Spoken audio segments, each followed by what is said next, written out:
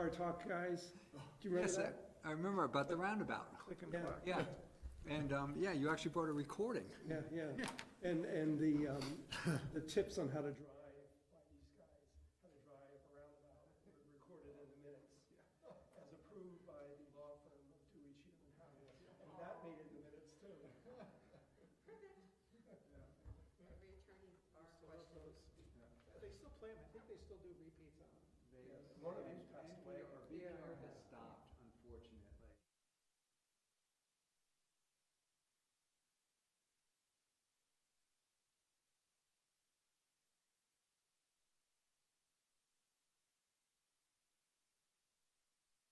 Whenever.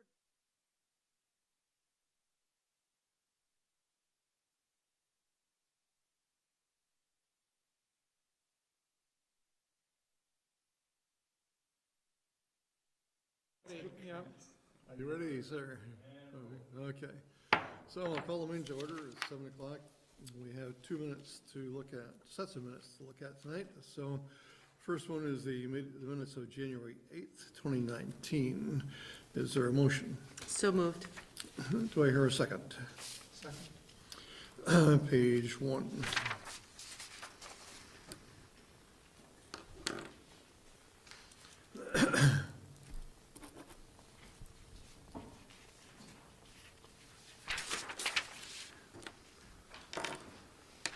Page 2.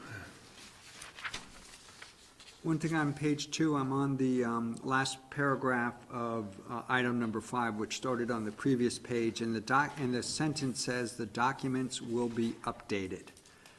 So I'm wondering which documents and why will they be updated? Because it makes it appear that they'll be updated because of the funding issue, and I thought it was because of the discovery of the gasoline tank, underground storage tank. I don't recall what she Yeah. meant. She did say that, but I don't recall what she meant by that. So I would suggest striking that sentence.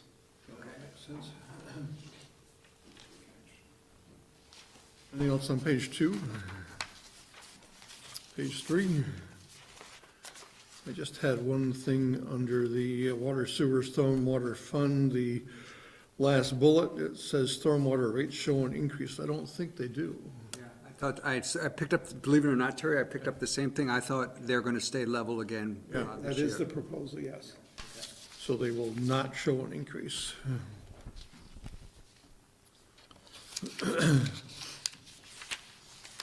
Anything else on page 3?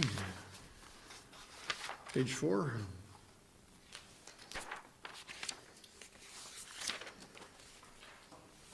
No further comments.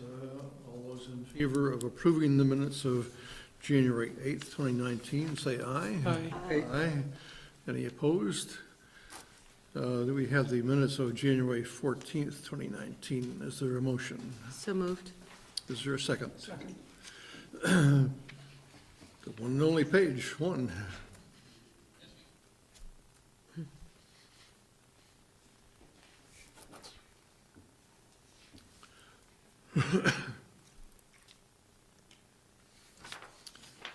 If there's no comments or corrections, then all those in favor of approving the minutes of January 14th, 2019, say aye. Aye. Aye. Any opposed, and one abstention? One exception. So we'll move on then to public comment. Is there anyone in the audience who wishes to make any public comment tonight?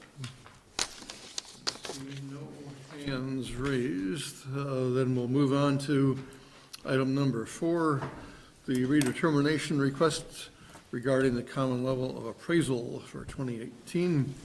Rick, you have a memo from Bill Hinman to talk about. Actually, I'm going to have Eric. Oh, okay. Each year, the State Office of Property and Evaluation Review completes analysis of property values across the state in an effort to make adjustments to each town's grand list values.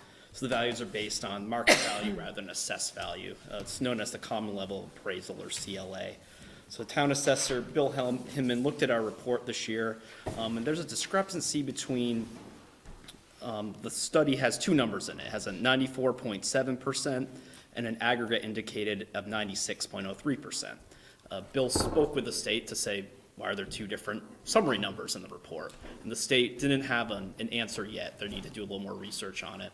So the town has the opportunity to appeal the CLA within a specified time frame. It's coming up this week. So Bill's recommendation is that the board appeal the CLA so we can have more time to figure out why these numbers are different. If there does result to have a basis for an appeal to have this adjusted. So motion before the board tonight to consider that. Can I ask, the implications of this are so our school funding is somehow, or the amount we're paying into school funding is adjusted by this? How does this affect us? Is it school funding primarily? Okay, all right. And it would cost us like 1% or something more? We would, or is it I have just? to look at the numbers a little more closely, but I know that. Just trying to understand, CLA percent is closer a to percent, is yeah, okay, lower cost. okay. And we did this last year as well, right? But last year was a big disconnect. And we won the appeal last year. Right, yeah, okay. This appeal is really, just correct me if I'm wrong, this appeal is really more about clarification than it is feeling like we're being misrepresented in terms of what it should actually be. Yeah, the state didn't have an answer for Bill exactly, so we're butting up against the timeline to appeal. So this kind of buys us some more time to further figure out why those two numbers are different. If we didn't do this, we'd have to stick with the CLA that's been addressed in the report. Just quickly, it also has one other number for CLA, which is the 95.92, which says the residential study. So I was just trying to figure out what are the three numbers, and maybe that's what the appeal is about, is, I think I took it as the difference between the 95.92 and the 94.7. If it's 94.7, it seems like we're paying an extra percent. Be paying an extra percent. But that was my interpretation, maybe it's wrong. Yeah, I don't know exactly. I know, it's talking about the aggregate number too, the 96.03.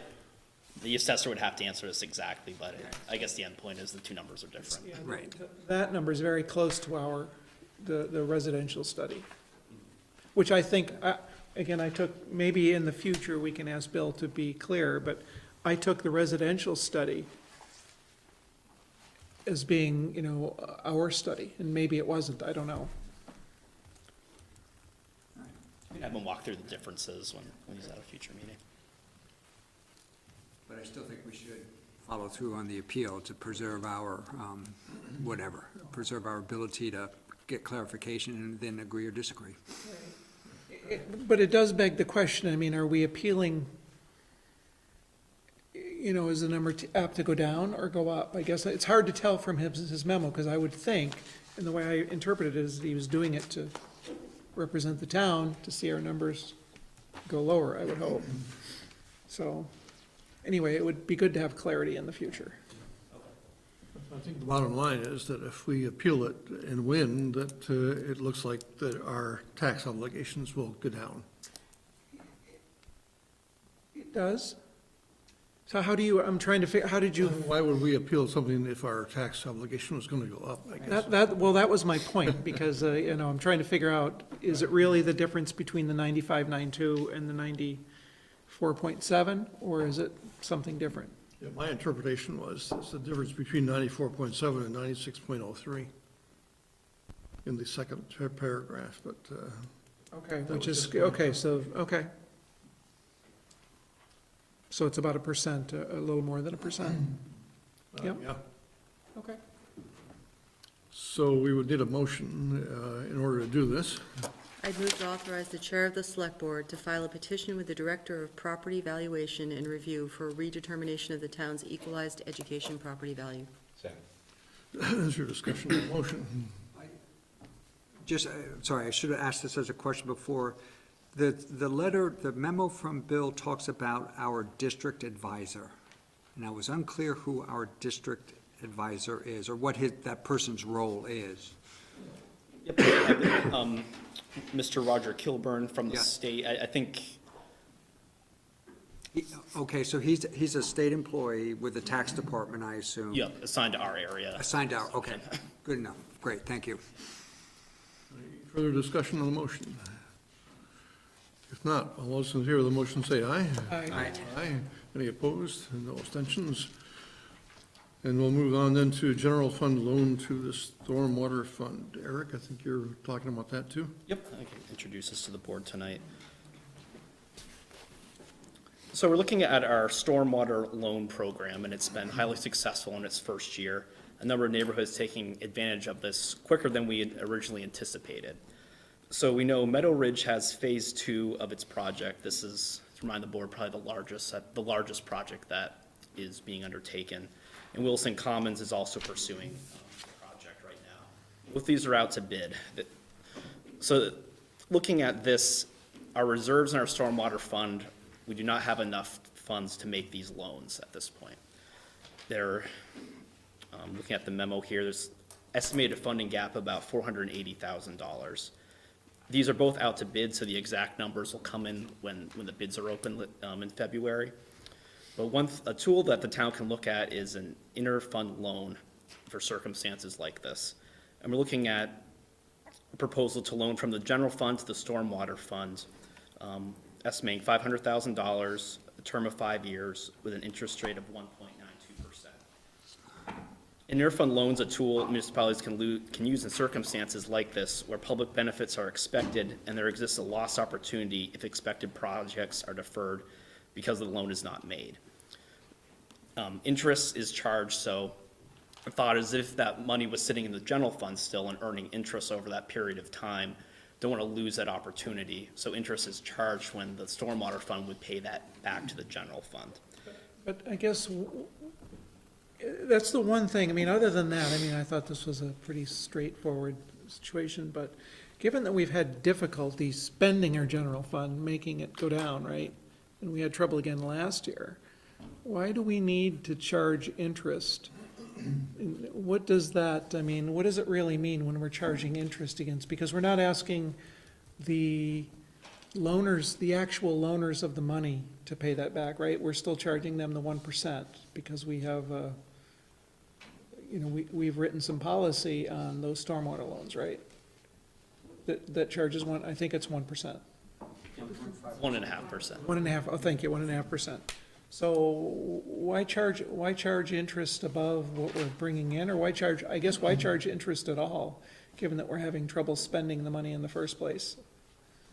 I guess. If I could, because I had the same sort of thoughts. Yeah.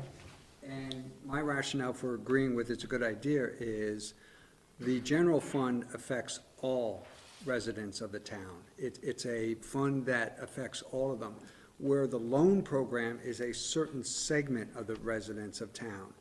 So the concept is we shouldn't be, in a sense, it's probably not a big penalty, but penalizing all the residents when they aren't going to be making as much, the town isn't going to be making as much on the general fund as it would by giving a loan with, let's say, no interest rate. That was the rationale, But- That was well said. But the interest is coming just from another town fund, it's not coming. Right, but another town fund that only affects a small. Serves a different population. Wait a minute, so,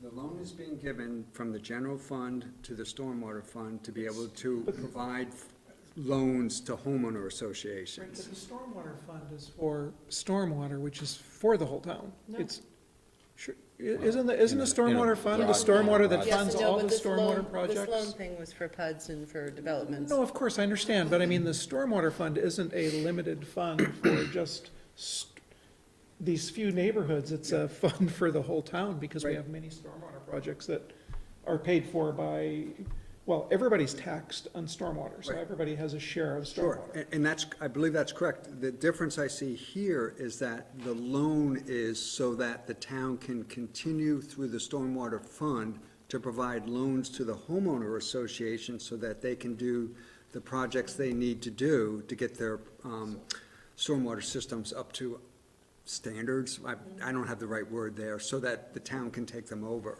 So it's that concept of the loans that go out of the stormwater fund to homeowners associations is what, to me, says it's a limited segment of the residents in town. But you're charging all the homeowners for that 2%. You're not really, it's not really, I understand your concept, but it's Yeah. not really causal, because you're not charging the people that are using it that 2%, you're charging the rest of the homeowners that 2%. Putting the, and then just putting the money into the general fund. I'm trying to understand I'm still struggling with the rationale for charging residents 2% when we really have more than enough money in our general fund, one. And if we really wanted to make it causal, we would charge Meadow Ridge, because and correct me if I'm wrong, Rick, I'm sure you will, but we had this concept of a staged implementation of neighborhoods such that we wouldn't have this situation happen. So why are we allowing ourselves to get, I mean, we're putting ourselves in this situation because we're allowing ourselves to get in front of that staging, right? We're not managing that introduction of new construction per our fund balance, which I fundamentally, I don't have a problem with this. I just don't understand the 2%, because we're just charging homeowners for it.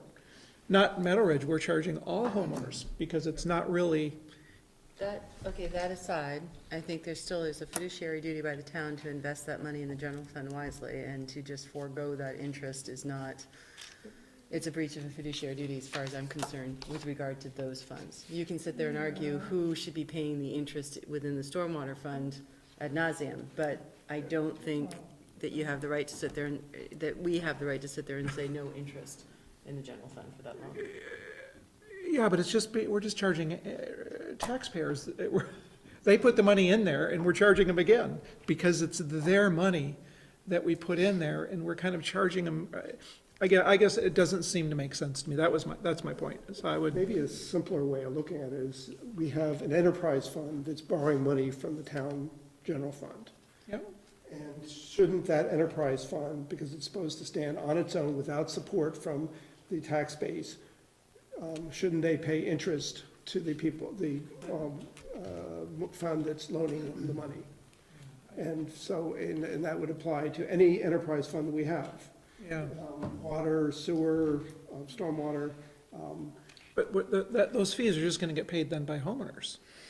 And there is a differentiation between who pays as part of the general tax base and who pays under the enterprise fund setup. And it's not necessarily at the same proportion, which is exactly why we set up the enterprise fund to begin with. So what is this? This is 2% of 500,000, that's $10,000? $10,000? I don't know. It's not a huge number, so I mean, I don't want to debate it, like Joey said, ad nauseum, but it doesn't fundamentally make sense to me, but given our fund balance and our difficulty in driving it down, so. And then also, have we questioned the policy of getting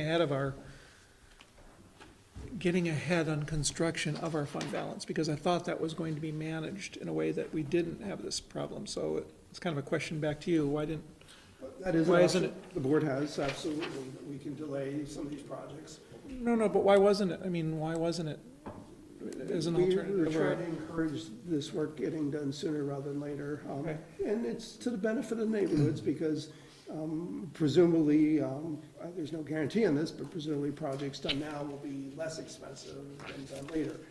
That isn't necessarily true, because right now, things are going quite well economically. 2 years from now, when we have, or if and when we have a recession, maybe things will be cheaper, but Yeah. generally, we don't try to time the market so that we can do these kinds of construction projects. Okay, so the 1.5% is being paid by Meadow Ridge, right? I would almost say that we should make that 1.5%, and then that percentage is paid by Meadow Ridge. Alternatively, you could tell Meadow Ridge, if you want to build it ahead of when we have funds, pay the 2%. And I wouldn't charge the rest of the ratepayers, I guess, but it's $10,000, so we have bigger fish. My questions were, so 1.92%, that's, I assume, per year. I just want to verify that, as opposed to 1.92% over the life of the loan, the 5 years. Yeah, I believe I believe we do it over each year we apply. I assume so, I just want to check. And then the last question, it's a little bit of a hypothetical. The 1.92% is the best guess at how the general fund will do over the next 5 years. I asked Deb Beckett, up here the scenario, say if this money stayed in the general fund, where would it be invested and what's, that's the current interest rate for there, where it would be invested. Yeah, I will say, though, that interest rates are going up, so it's. So there's a little bit. One point in time. I'm going to use the word risk. It's probably not the best word to use in this case. Risk that not as much money will be coming back into the general fund from this loan as the general fund would have made had it not made the loan and kept on investing in whatever vehicles it invested. And that's just something we have to accept. Yeah. So let me just ask another question. So we will have the 1.5% coming in from, or the 1.5% coming in from Meadow Ridge. And then we're gonna have another 2% on top of that coming into the general fund. So really, are we kind of double charging interest on this or not? Like I said, it's the general fund, which is entirely separate from any enterprise fund, so it's loaning money to the enterprise fund. It's, that's as We simple haven't, as. so we'll have a net 0.5% interest being paid by taxpayers. Is that kind of the way I should look at this?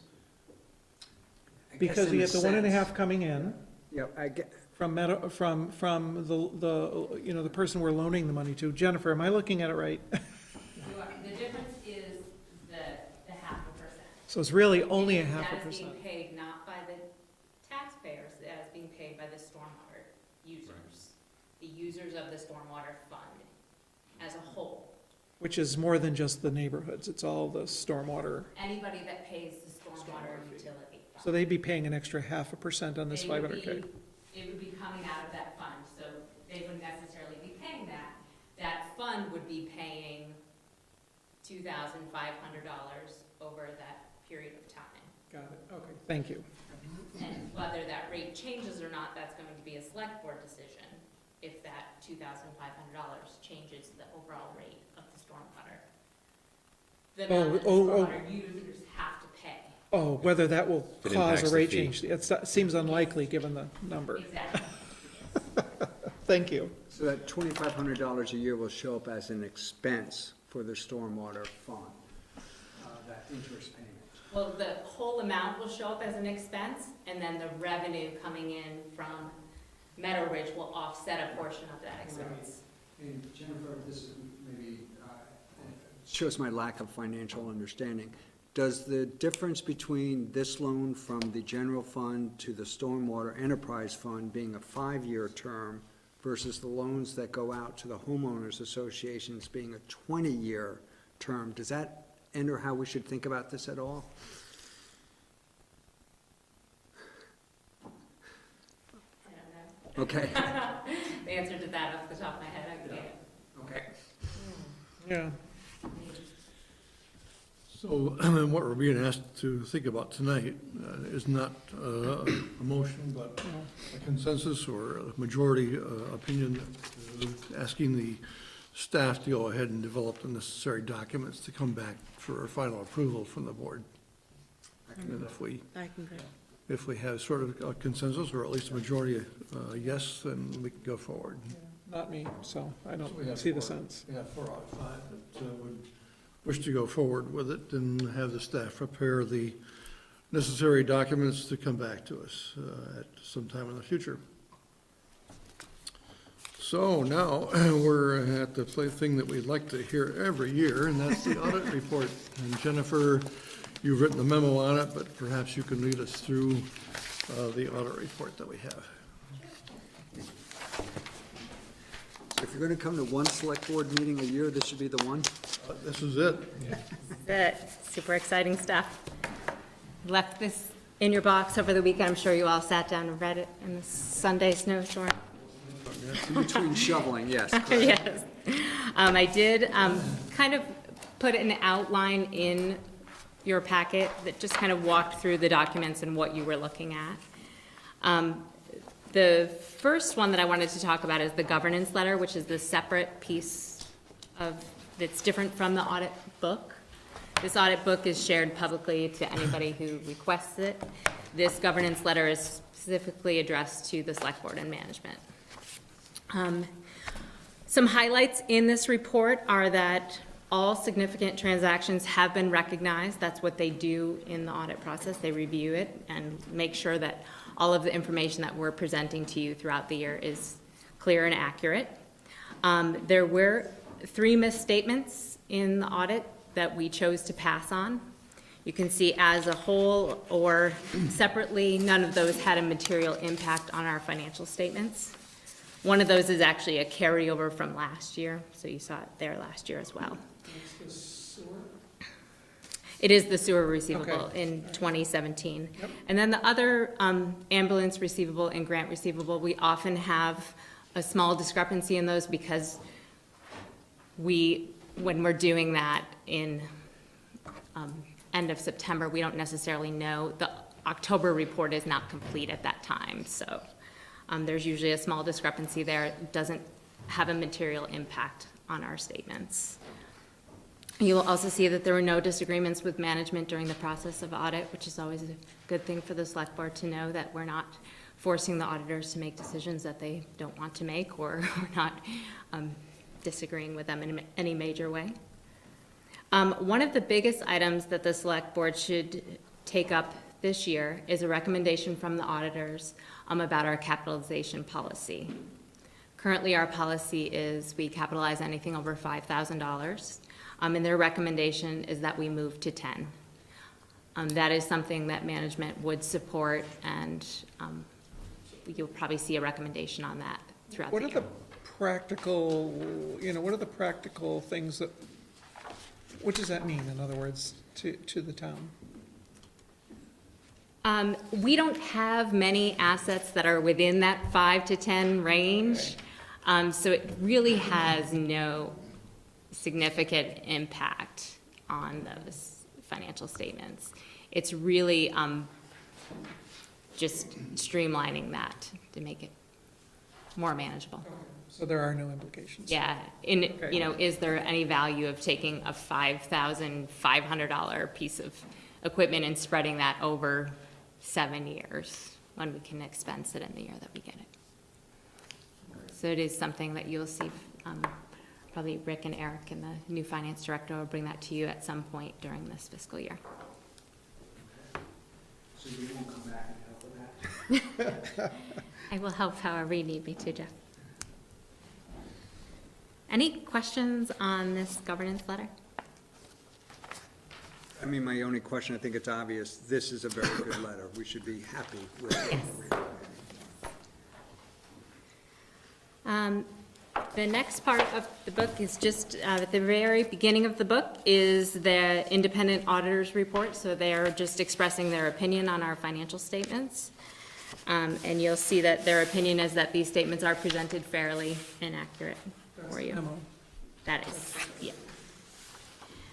Yes. The next section of the audit starts on page 3, and that's our management discussion and analysis. If you read nothing else in these documents, those are the 11 or so pages that you should read. That's really management's report on how the town is doing throughout the year. So it's really, it's some numbers, but also the story behind the numbers for anyone that's looking at what is going on in the town. Some highlights that you'll see is, as Teresa mentioned, as we've talked about throughout this budget cycle, our fund balance is $3.7 million. We are anticipating to use some of that in this current fiscal year, and then also planning to use some of that in fiscal year 2020's budget, if that is approved as is. On page 8 there, you can see some of the revenue and expense highlights for the year. Some of the reason that fund balance did increase this year, really looking at all of these being favorable balances toward that fund balance. So sales, it says sales and meals tax, but it's actually local options tax and rooms and meals tax.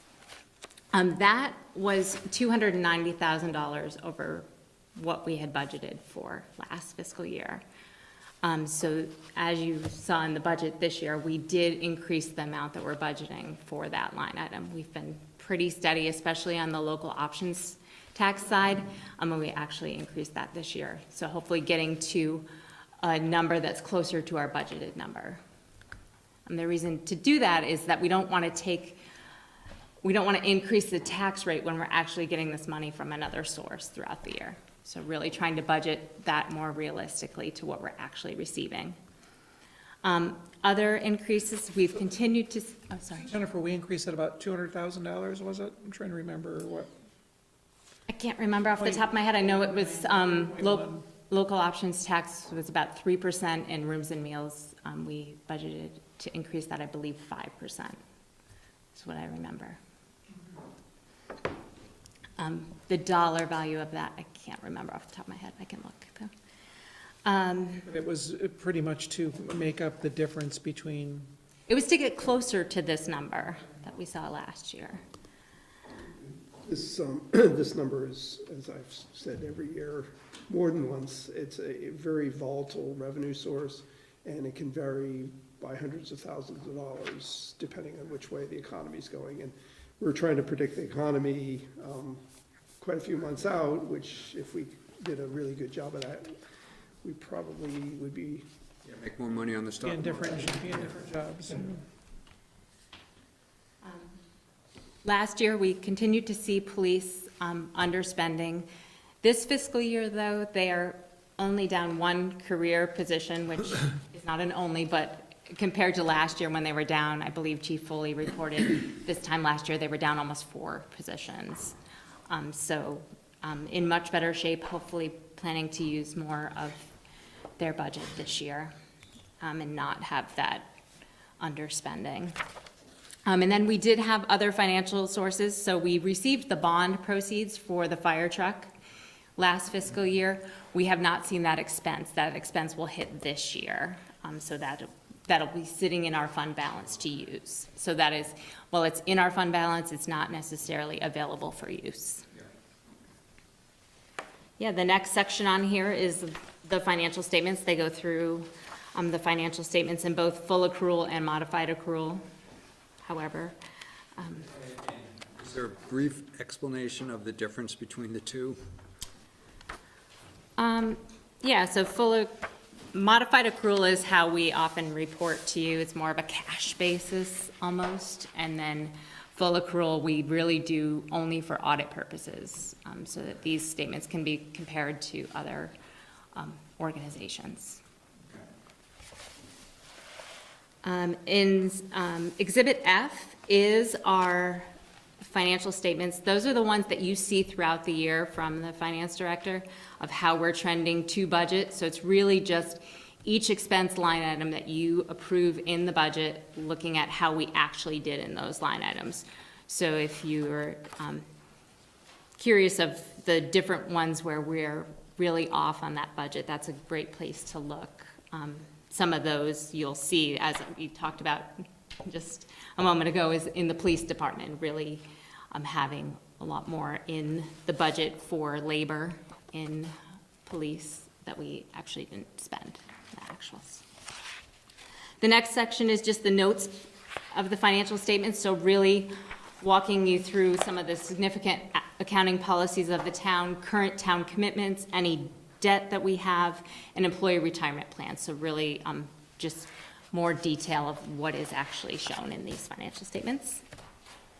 And then this year, we did not require a single audit, which is a good thing, that we don't spend that money to have that single audit. We did not receive grants of over $750,000, so that is not a great thing. But I believe that we will hit that very easily in this current fiscal year, especially with the Catamount money. That is federal dollars. It's $400,000 federal dollars, so that will put us very close, or halfway there to that federal amount. Sorry, that raises a question. As part of the sale, is there any compensation for that single audit, or is that, no? Okay, that just falls on our shoulders, if you will. Where we do get compensation on occasion is when we have a community development grant. Like we that we're might- doing for another organization.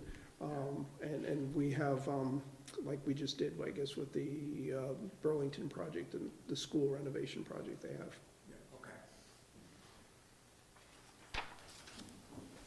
Great. Do you have any questions on anything on the audit? No, but thank you, or in order to you for having such a good report. Thank you. Great, thanks. So we're running a little bit ahead of schedule. The public hearing is not scheduled until 8 o'clock. I wonder if we can start the discussion then on the fire truck purchase. What's the public hearing on? That's on the This is on the discontinuance, of. the- Hurricane Lane? Hurricane Lane property. I'm not sure if Ken Morton was planning on being here for the discussion on the fire truck. He was, He was. he still is. How about going to, no, we can't do the warning because that will be partly on there as well. Well, let's start with the manager's report.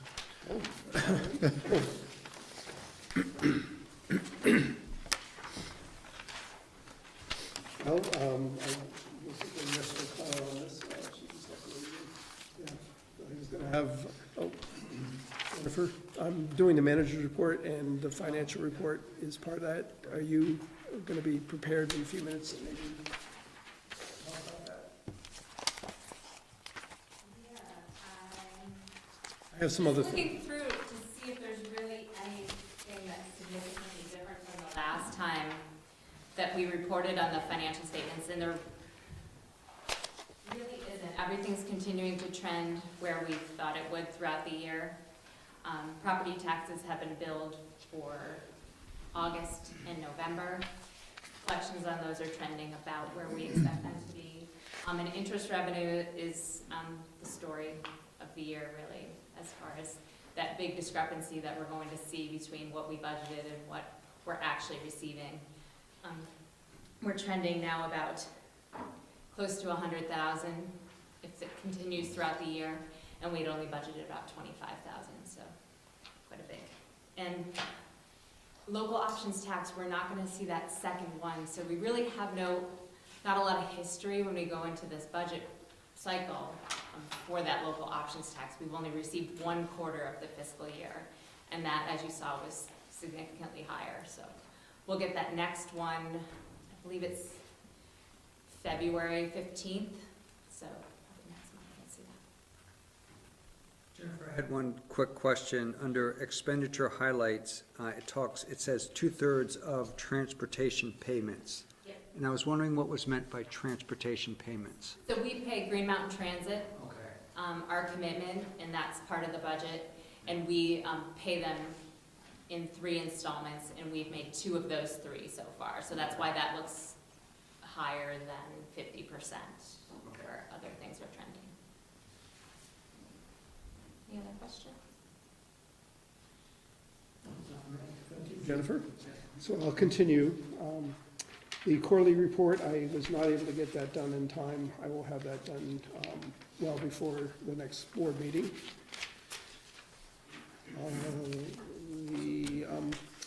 We have picked a, Rick and Mr. Chair, it looks like you're trying to find things to talk about. I'd like to talk about the budget process in general. Is that something we can discuss? We can do that after, why don't we finish the manager's report, then we could talk a little bit about that until 8 Okay. o'clock. I just didn't want to tack it on at the end of the night when everybody is That would- dying to go home. We can do other business Okay. right after we do this, sure. the next item is the Substance Abuse Forum. We have picked a date for that. It's Wednesday, April 10th. So please mark that down in your calendars. We'd like to have a really big turnout from the community. We're going to have quite a push on getting the word out. We have a separate committee working on that piece of it, and then we have another committee working on the format for the meeting itself. So, and we have, so anyway, that planning is well underway for that event. Be an evening meeting. Yes, that's my expectation. We've reserved the auditorium over at Williston Central School for that. In my written report, there's also a notice, some information about a community development program grant application. This is an organization that, in this case, is located here in Williston, and they decided recently that they'd like to pursue a grant for the April round, I think it is. In order for them to meet that deadline, they have to have a public hearing on this in sometime in early February. In order to meet that deadline, they needed to do that before they appeared before the select board to ask permission to move forward on this. I told them that it was okay to go ahead, but the select board has the option of saying, no, we don't wish to participate in this grant if that's something the board would like to do. But the public hearing for this is being scheduled, I think, for February 5th, the February 5th meeting of the board. And at that point, representatives from this organization will begin to explain why they're applying for this grant and what their plans are. I also have wanted to mention, we've picked the date based on earlier conversation with the board for the legislative breakfast, and that's the morning of February 11th. And the only, we've got so far a good response from our legislators. We have at least 4 or 5, maybe 4 state senators that will be here, and 2, I think 2 of our representatives, at least 1 definitely. But the one thing I do ask for is if there's a member of the board that's going to be there and is willing to serve as moderator. It's not a huge function, but I would like a board member if they're available to do that. In the past, I think, Ted, you did it last year. Yes. I'd do it again, I can start working on my material. Okay, well, we have plenty of lead time for that. All right, so that, earlier today, I had a meeting with the director of the Chittenden Solid Waste District, and have them come back and present an update to the board in probably your second meeting in February. The first meeting is pretty well booked already, so I'll talk about the second meeting. They are talking about a whole range of different things, and nothing's determined or settled, but I think it'd be useful for the board to hear some of the things they're talking about and considering, including major changes to the materials recovery facility that's located in off of Industrial Avenue. I forget Which number, letter it is, yeah. So, yeah, I mean, including the possibility of shutting that facility down. Holy mackerel. Which would have a financial impact on us, a negative financial impact. That would, okay. And then let's see, the final thing is just a brief storm report. Our crews were out and working hard during the storm. We had about 1.5 feet of snow, I think. I think it was more. And our crew is understaffed and inexperienced, but as far as we could see, they did a reasonable job in clearing the snow out. We had some complaints from people who said that our plows didn't get near enough to their mailboxes, and some, they got a little too close to the mailboxes. So we had the range of complaints, but Mine's still standing, that is my key They were indicator probably, there in that category. due for new mailboxes. and that's concludes my manager's report for this evening. Goes to then the inexperienced crew for getting it done. They did a good job. So we do have a request to have this public hearing the night of our select board meeting on the 5th of February. Is there any objection to having that public hearing on the grant proposal? We'll propose to do that when we consider the agenda for that night. So we had a request to take a look at the budget, the things that we do to look at the budget from Teresa, and so Go Yeah, ahead. thank you, Mr. Chair. You know, last year was my first year through the budget process, I think. Or was it the year before? No, I was not on the board the year. This is my second, my second. And, you know, something bothered me just about the process because I couldn't quite put my finger on it, but, you know, this year, you know, last week Ted started the discussion about, you know, where should we target, you know, increase, decrease, flat? And, you know, most business budgets kind of start there, and it's not a bottoms-up process by itself. It's usually a tops-down, bottoms-up process, and that is, you know, we should be starting much earlier with you know, what can we afford?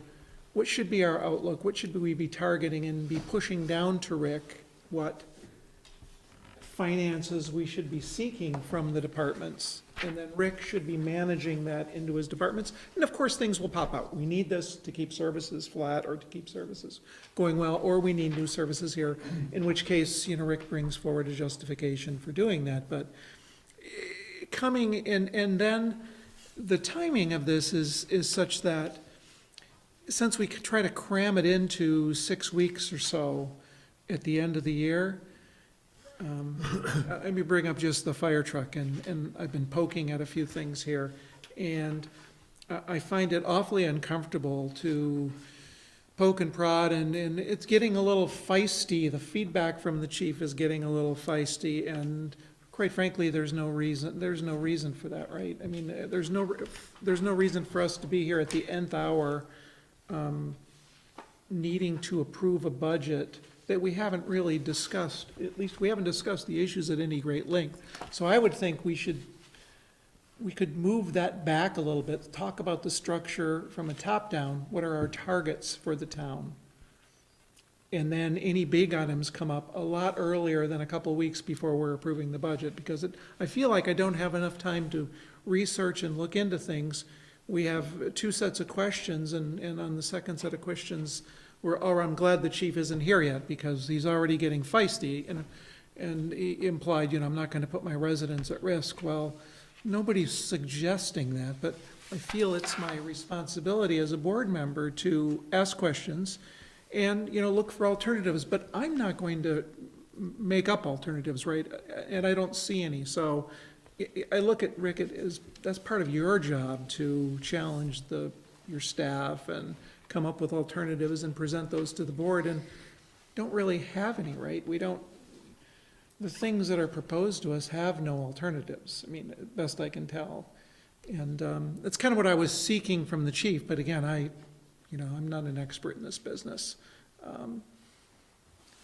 So I guess to some extent, I'm looking for you to take, bring the budget back a little bit so we're not driving this at the nth hour, because I think we do have a real deadline here with a warning for the town meeting.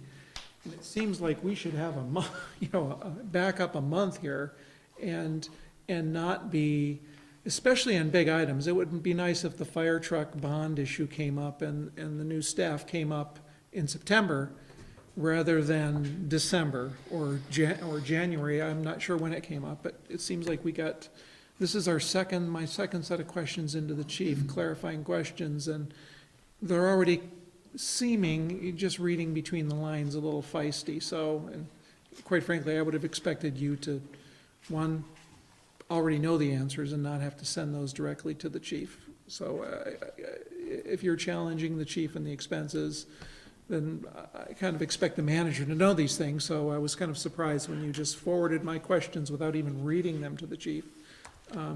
And then the chief's response, I would have expected you to read that and say, well, some of this may be not appropriate, such as the comment about, putting residents at risk. I mean, I'm a huge supporter of the chief, the fire department, the emergency squad, the police department, but I'm also responsible for approving a budget, and we're looking to spend $2 million in a couple of years, right? We spent $600,000, was it last year, Jennifer, on a fire truck, or we're gonna spend it this year?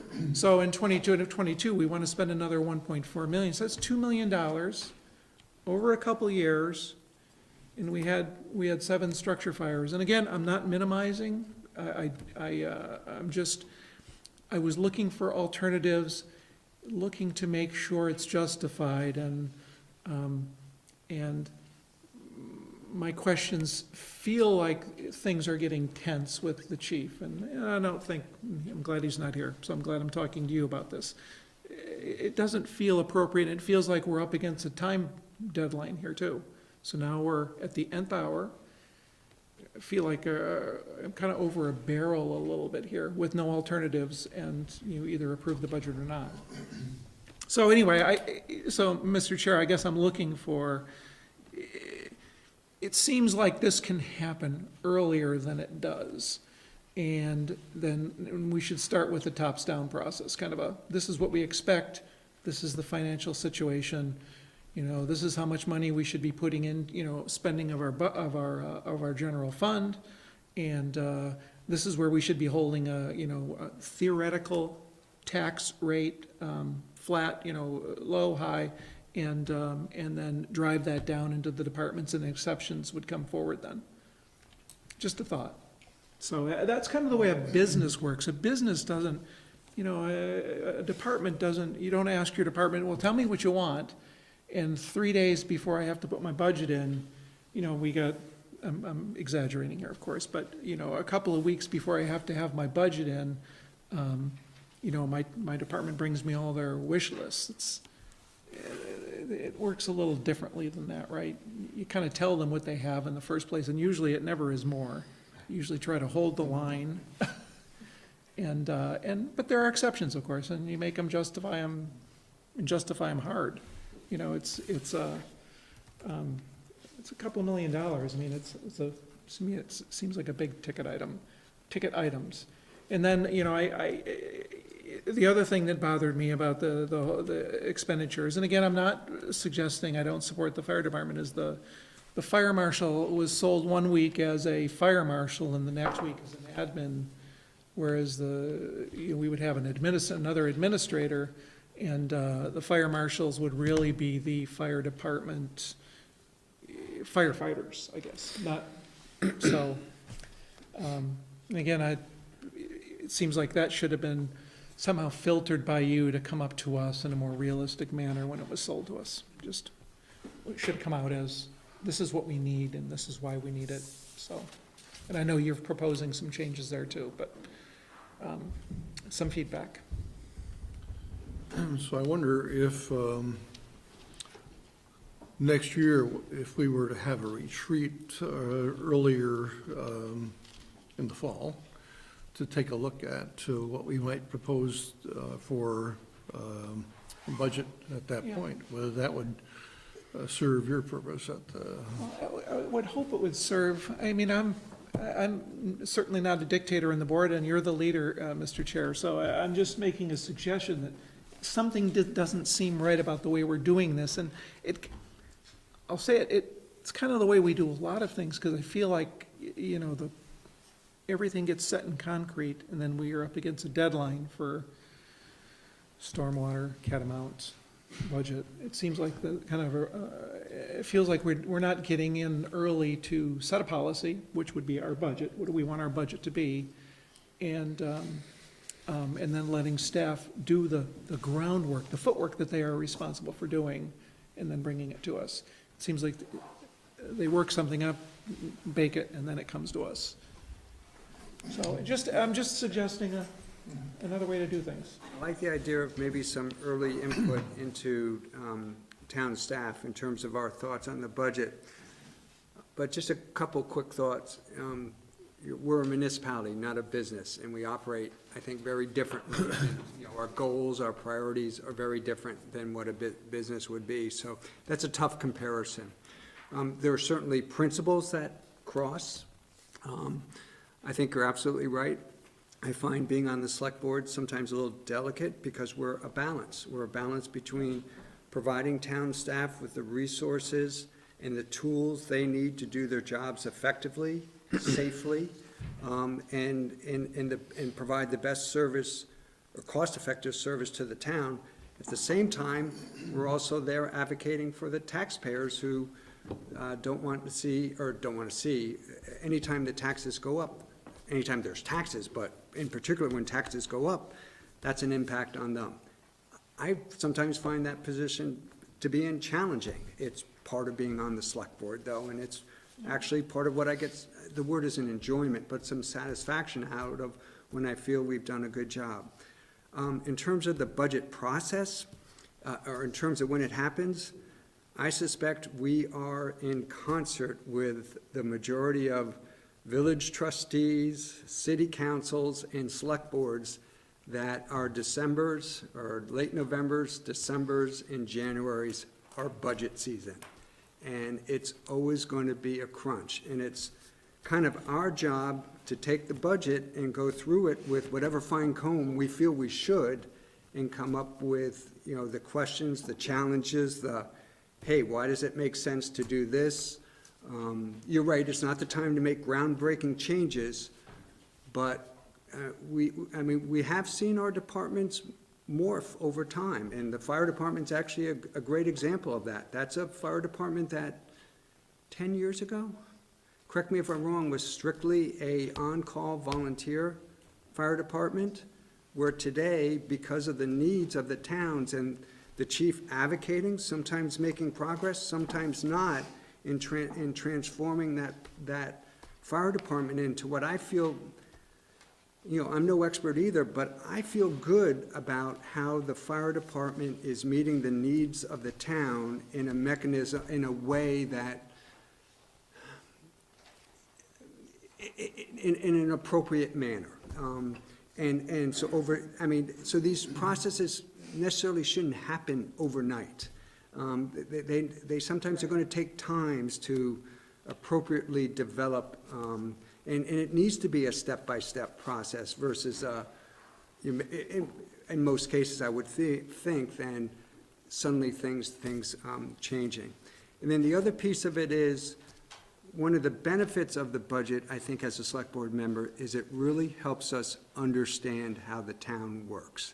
This is one of the most effective tools for me to feeling like I've got a sense, feeling like I have some of the knowledge that I need to be, hopefully I'm a fairly decent select board member. But we also have to rely on Rick to bring us, to carry those budgets, those cases where the process, the budget, the departments need to proceed in the manner they went before. I'm not doing a good job explaining myself. I need to rely on Rick to come with a budget that I can analyze versus me going to Rick and saying, this is what I want your budget to look like. I guess it wouldn't work for me that other way around. Yeah, I'm not quite sure, that was a lot to listen to, so I'm not quite sure where that was going, but we have an expectation for a tax rate year to year, right? I would think from a tax rate perspective, the time to start talking about where to manage that tax rate to isn't at the end of the budget process, it's at the beginning.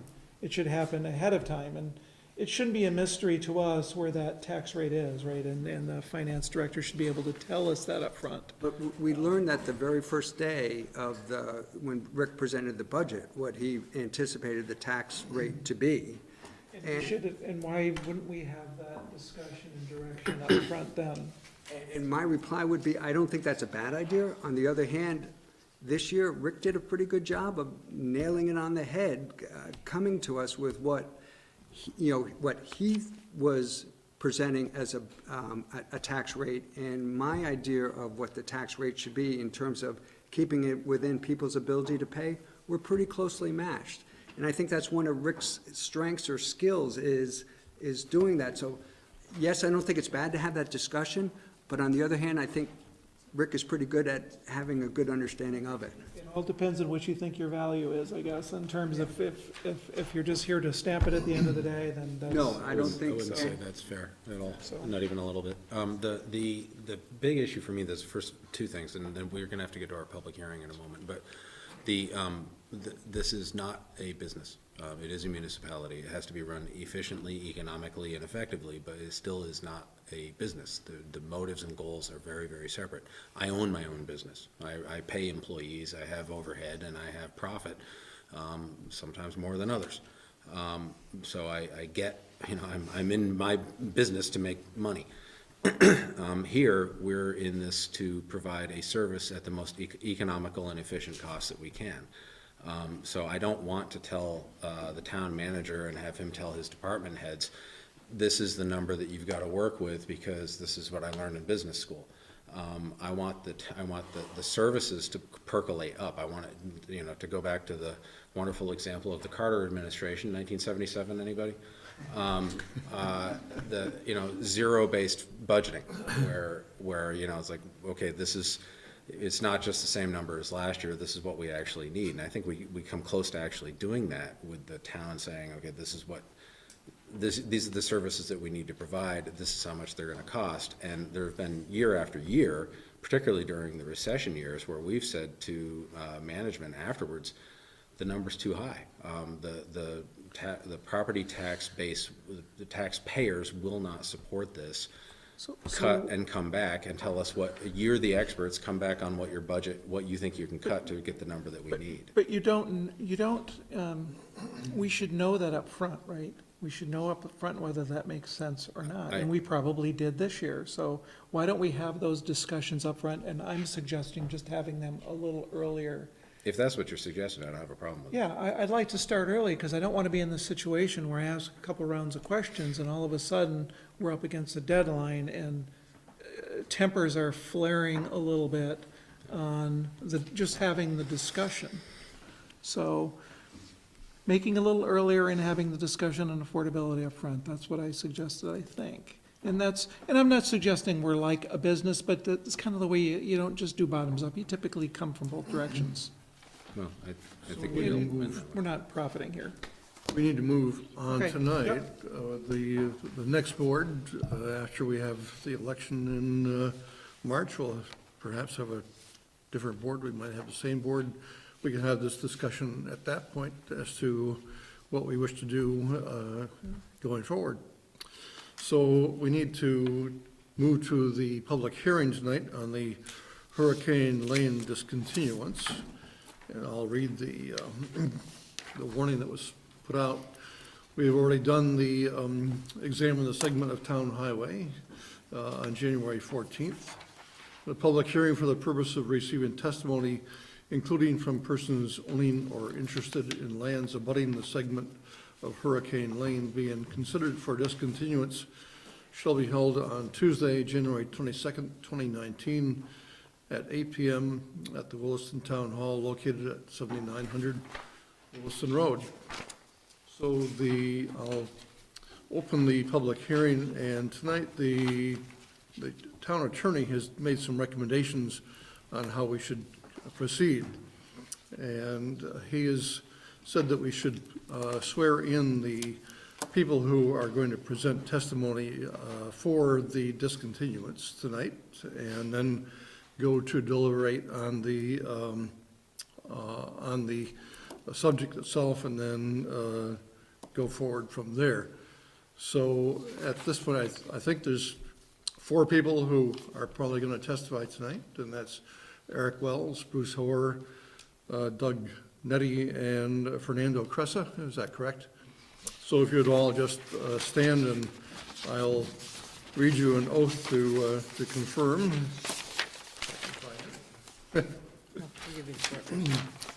So, if you just raise your right hand, do you solemnly swear that the evidence you shall give relative to the cause now under consideration shall be the whole truth, and nothing but the truth, so help you God? Thank you very much. So Eric, I think you're starting the discussion. Yep, I can kick things off here. So the town was approached with a request to discontinue a small segment of Hurricane Lane at the Hammerhead ending. It's .037 acres.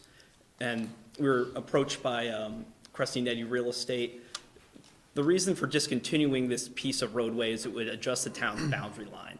By adjusting the boundary line, it would create a change in the buffer zone required for additional parking on the site for a potential tenant that they're looking to have move in there. I would turn over to Doug and Fernando to explain more of the specifics of the project.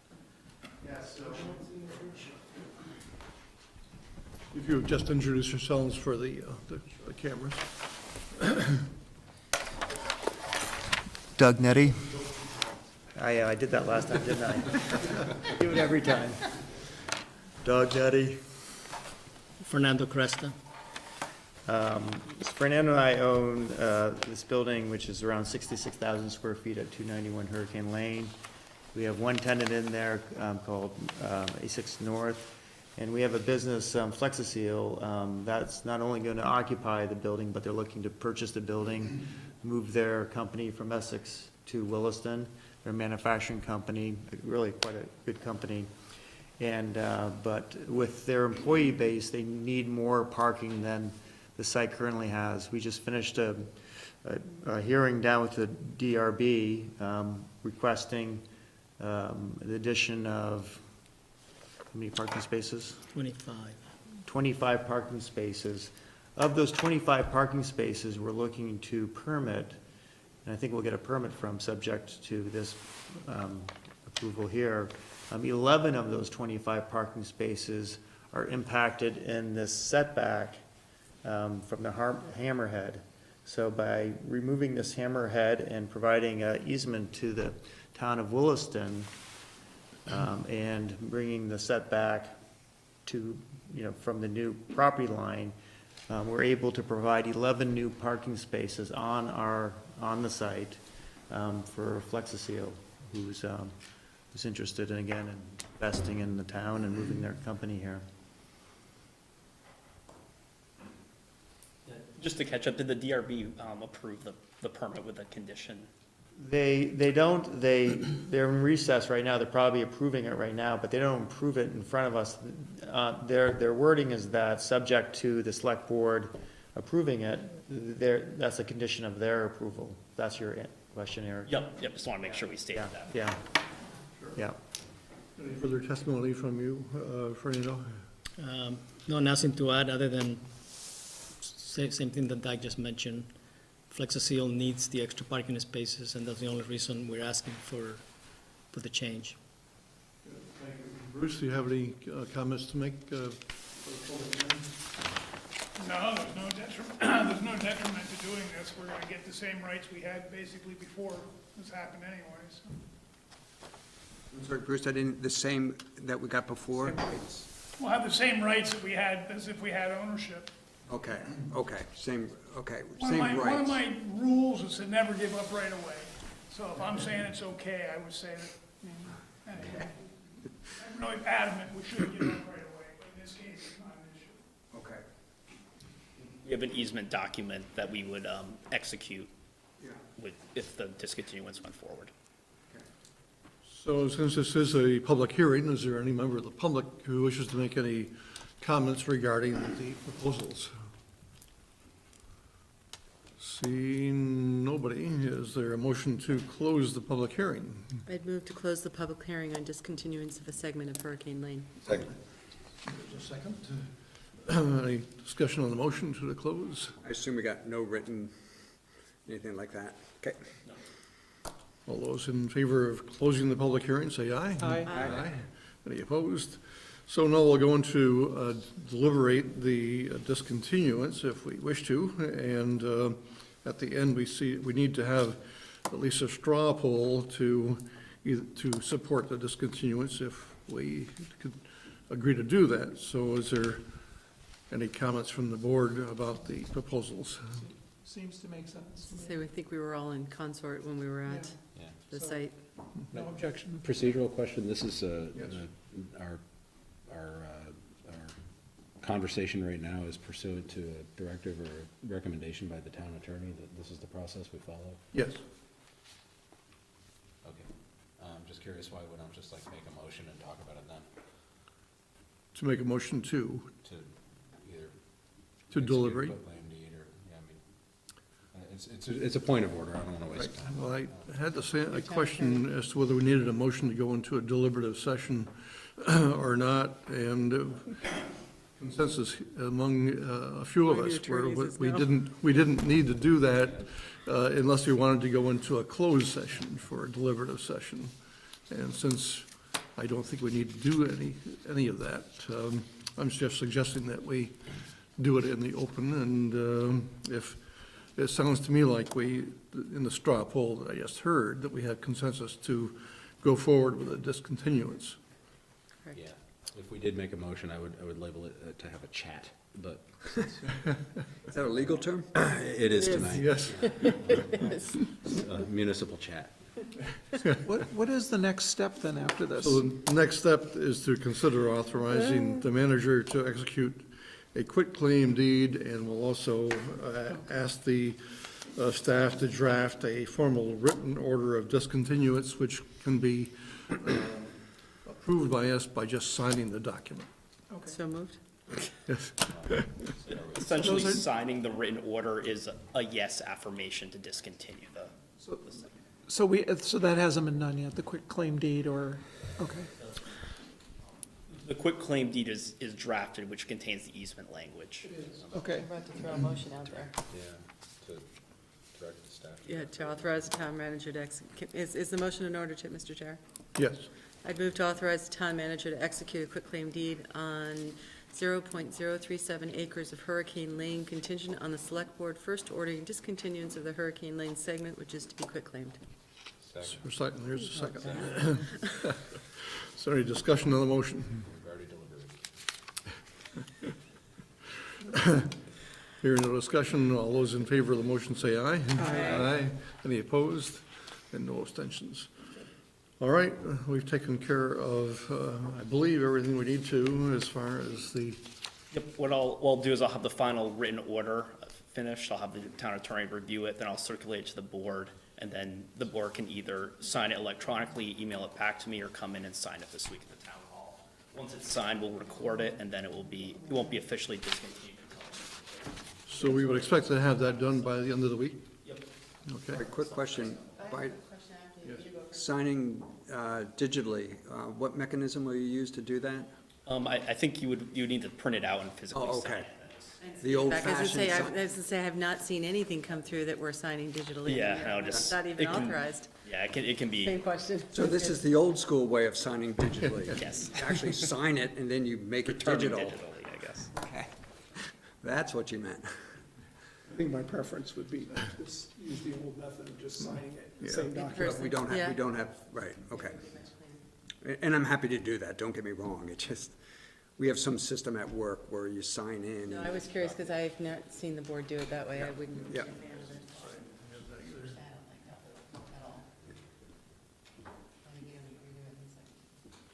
Wait, say, There's a system that realtors use called dot loop, and the problem with it is, unless all parties agree to that, you can't do it. And I would be concerned for the town that we don't have any precedence that allows for that. So our standard way of coming in and signing would be the correct way to do it. Yes.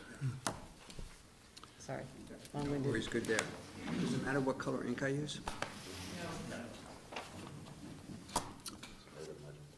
All right, thank you very much, we Yes, yeah, appreciate hopefully it. they- I want to thank you. I know this took a bit of time, a couple of meetings and a chilly site visit, but it's incredibly important for this company that's coming to Williston, so thanks.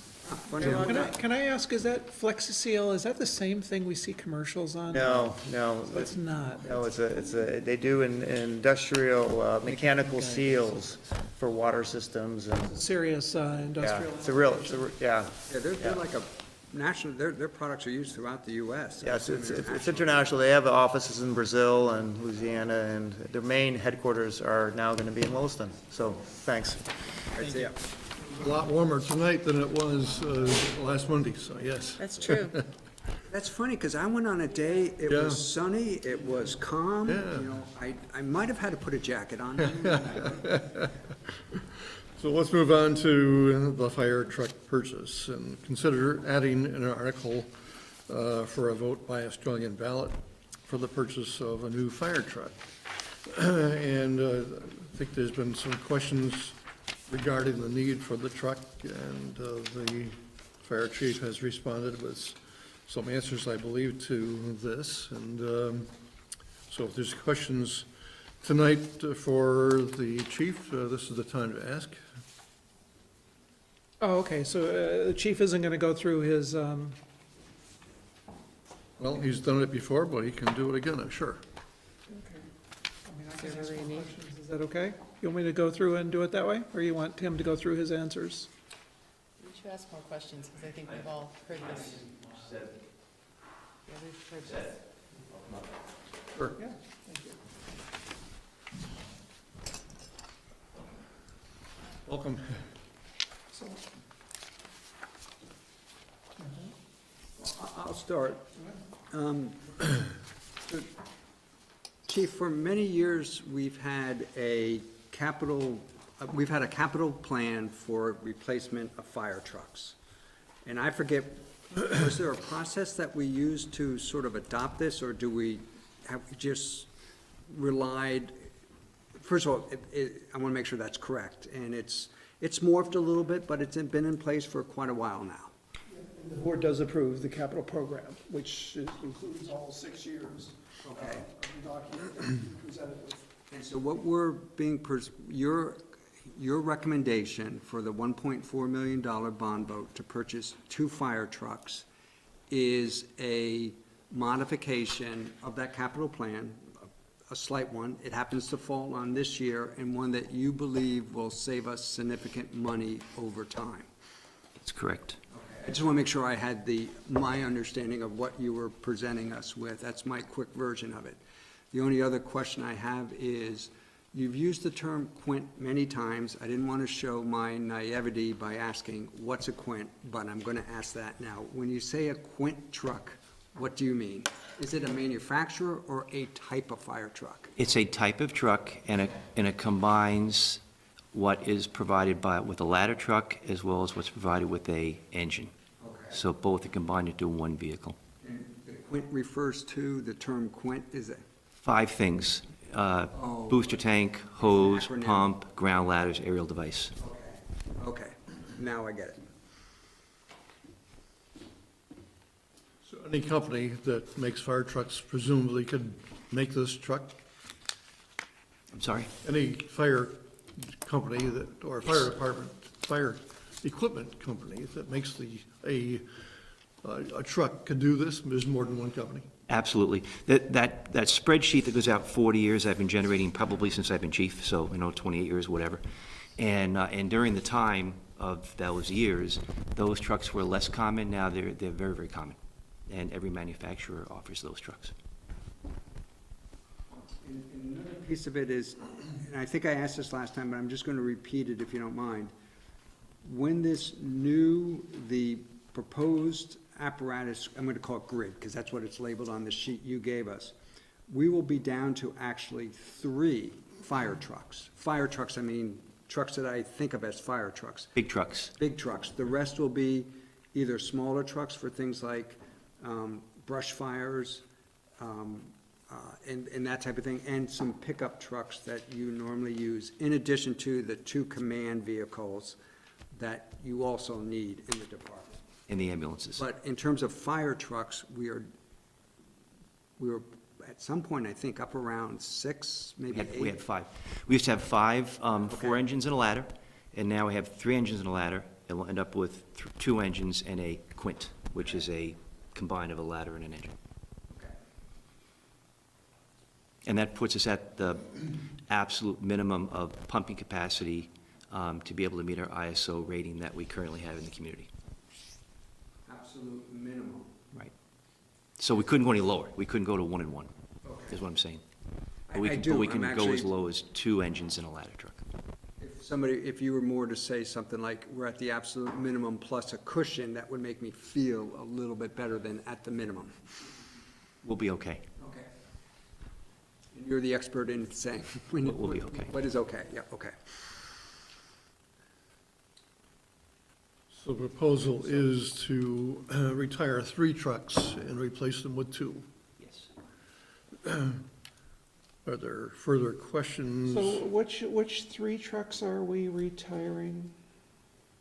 Brush 1, engine 3, tower 1. Oh, the brush one is just that's a pickup truck. Okay. So it's, So It's we're, it's a pickup truck with a skid tank in the back that carries water and has a pump. Oh, okay, I think I know what you're talking about, okay, yeah, Is yeah. that the one that's out of service? Sorry? It's out of service? Yes. On the, for my, I'm just gonna go down my questions, because I have just some following questions from those. So the 1.4 million dollars, when we did the last truck, spent $600,000 or so, I don't remember the exact figure. Yeah, it was 2 years ago, the board voted, or the So, town it was- okay, so that was 2 years ago. So what I saw when I was on the board was the selection process. I know I saw something because I was reviewing There was a vendor selection process. There was a selection process once the bond was approved. We then went out and generated a specification and invited numerous bidders to come in, and they all made proposals, and we chose a successful vendor, And which if is we- what we'll do this time. Yep, okay, and if we find something, so if we approve 1.4 million and we find something for, we'll still be looking to get the best deal that we can, I assume. If we can get something for 1.2 million or whatever we can swing, we're not setting ourselves to spend $1.4 million. That's my hope, my expectation, and also, we hopefully will have a higher return for trade-in of the 2 trucks that are in service that we're going to retire, which will, of course, lower that number. We also will not spend the current 51, I think it is, $1,000 in capital monies for replacement of the chassis for the brush vehicle. So that Need that. will actually come out of capital, and the 1.4 kind of becomes, So- 1.349.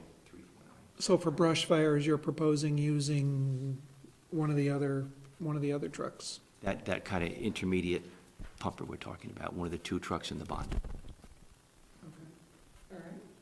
Does that have water storage on board, one of those? It does, and that's why you can use it for, so it's not just a pumper. Are they all, do they all contain water storage units or just the one? They do. They do, okay. And Jeff, just to speak to you, that would be our cushion.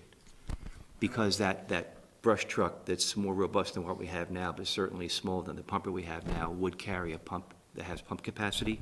So that in itself would allow for cushion. Just not a large fire truck cushion, but it does have pump capacity. so it doesn't go into the ISO calculation, but it's available to serve that function.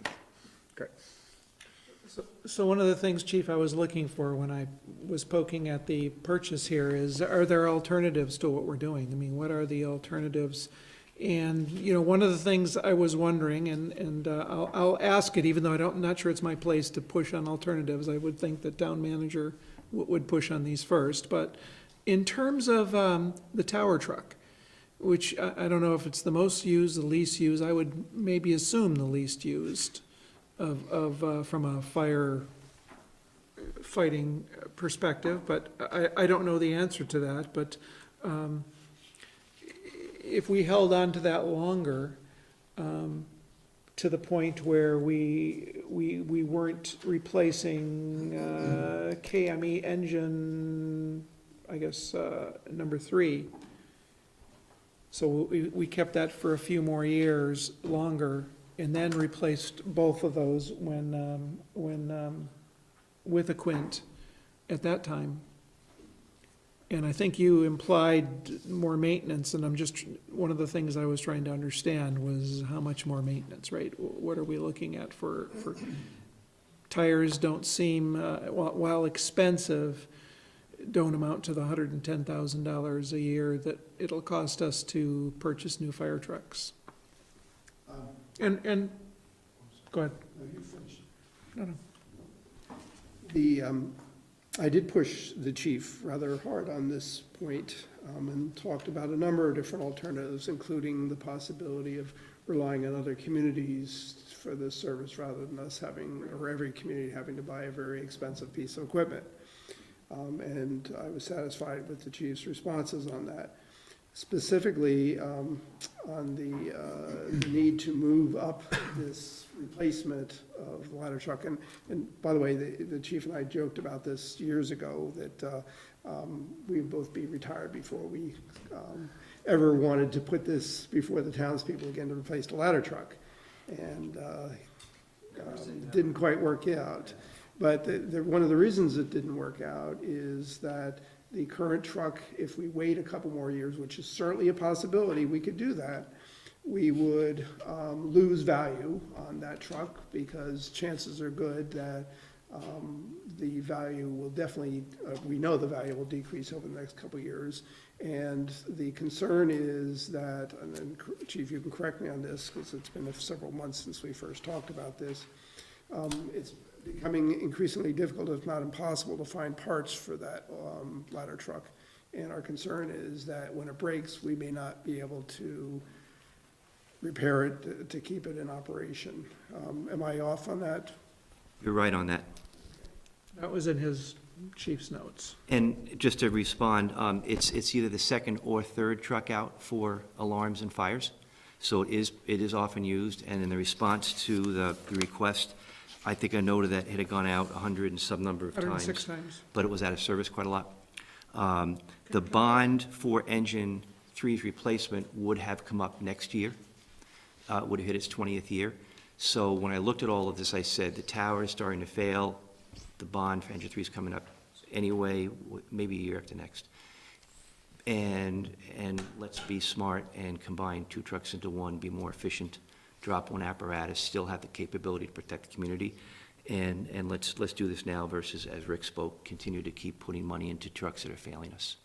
And if we have a catastrophic failure of the tower ladder, it goes from a trading value of well north of 6 figures to scrap value, the motor or whatever someone takes out of the truck. So I think it's wise to do something with a truck that's failing before it does in fact fail. I also believe the 110,000 a year is the first year, and every year of payment, that's the principal and interest year, and every year it lowers. Does the payment go down over time? Does it continue to ratchet down, Jennifer? The principal amount is the same for 20 years, but the interest goes down as the principal goes down. You pay interest on the principal. Oh, interesting. So it's not like when you get a mortgage or something and you pay the same rate for the life of the mortgage. It was a mortgage. Okay. I did not know that. So Chief, one of the things, I'm sorry, we're up against the budget, so I have to ask all these questions kind of within a couple of meetings here, but what's failing on the big truck? I mean, what is on the tower truck? What's failing? And you mentioned in the same section here about needing the cost to refurbish it to NFPA 1911 standards is between $200,000 and $400,000. Does either the state or the town have some necessary compliance to NFPA 1911? If a manufacturer builds a new truck, they're going to build it to NFPA standard. Sure. If a manufacturer refurbishes a truck, they're going to refurbish it to NFPA standard. So the vendor we reached out to, and that's the green section, those are numbers from our vendor that we called that happened to have sold us the most recent truck. He came up with the number of the range of cost to refurbish. He also made it a point of saying that if you refurbish a truck that's 20 years old, it's still a 20-year-old truck with 20-year-old truck value. So a truck that we could maybe sell for $150,000 now, if we put $200,000 or $400,000 into it for refurbishment, it's only worth $150,000. Right, if you were to turn around and sell it, but, if you were to put that much money into something, you would expect some lifetime. What would be if you did a refurbishment, what does that do to the lifetime? What does it mean? Is it 10 years, that it extends the life 10 years, 5 years, or? I can't predict that. And that's why I brought this before the board for approval. I feel as though this truck will not give us 10 more years of service. It's rotting out from beneath upward. We've had failure of all types of components. We can refurbish the truck and put money into it, but the undercarriage has still been exposed to 20 years worth of salt and brine. And I just don't have the confidence that we're going to put good money after bad and have the truck still fail. And similarly, and again, we don't approve this bond, we keep running the truck and repairing it until we approve a bond. But during that interim period, I don't have confidence that truck will last. So we would normally, for the other truck, so we typically precede the truck purchase by 2 years with a bond? Is that typically what we do, so the 2003 truck would come up. The 2023 would be its replacement, 2021 would start to look. Budget for that is next year, we would be talking about it. Okay, so we'd be talking about delaying one more year, okay? And I think in the capital budget prior to this year, I was showing, I believe, and I'm sorry if I'm wrong, $800,000 for the replacement of engine 3. And I'm now looking at eliminating that $1.2 million tower ladder and looking at $1 million to eliminate that truck and combine those functions into engine 3, i.e. spend $200,000 more now versus next year. So we're not talking about the whole new scheme and plan. We're talking about a little more toward the truck we're going to purchase or look toward purchasing or approving next year, but in the process eliminate the need for another truck 2 years later.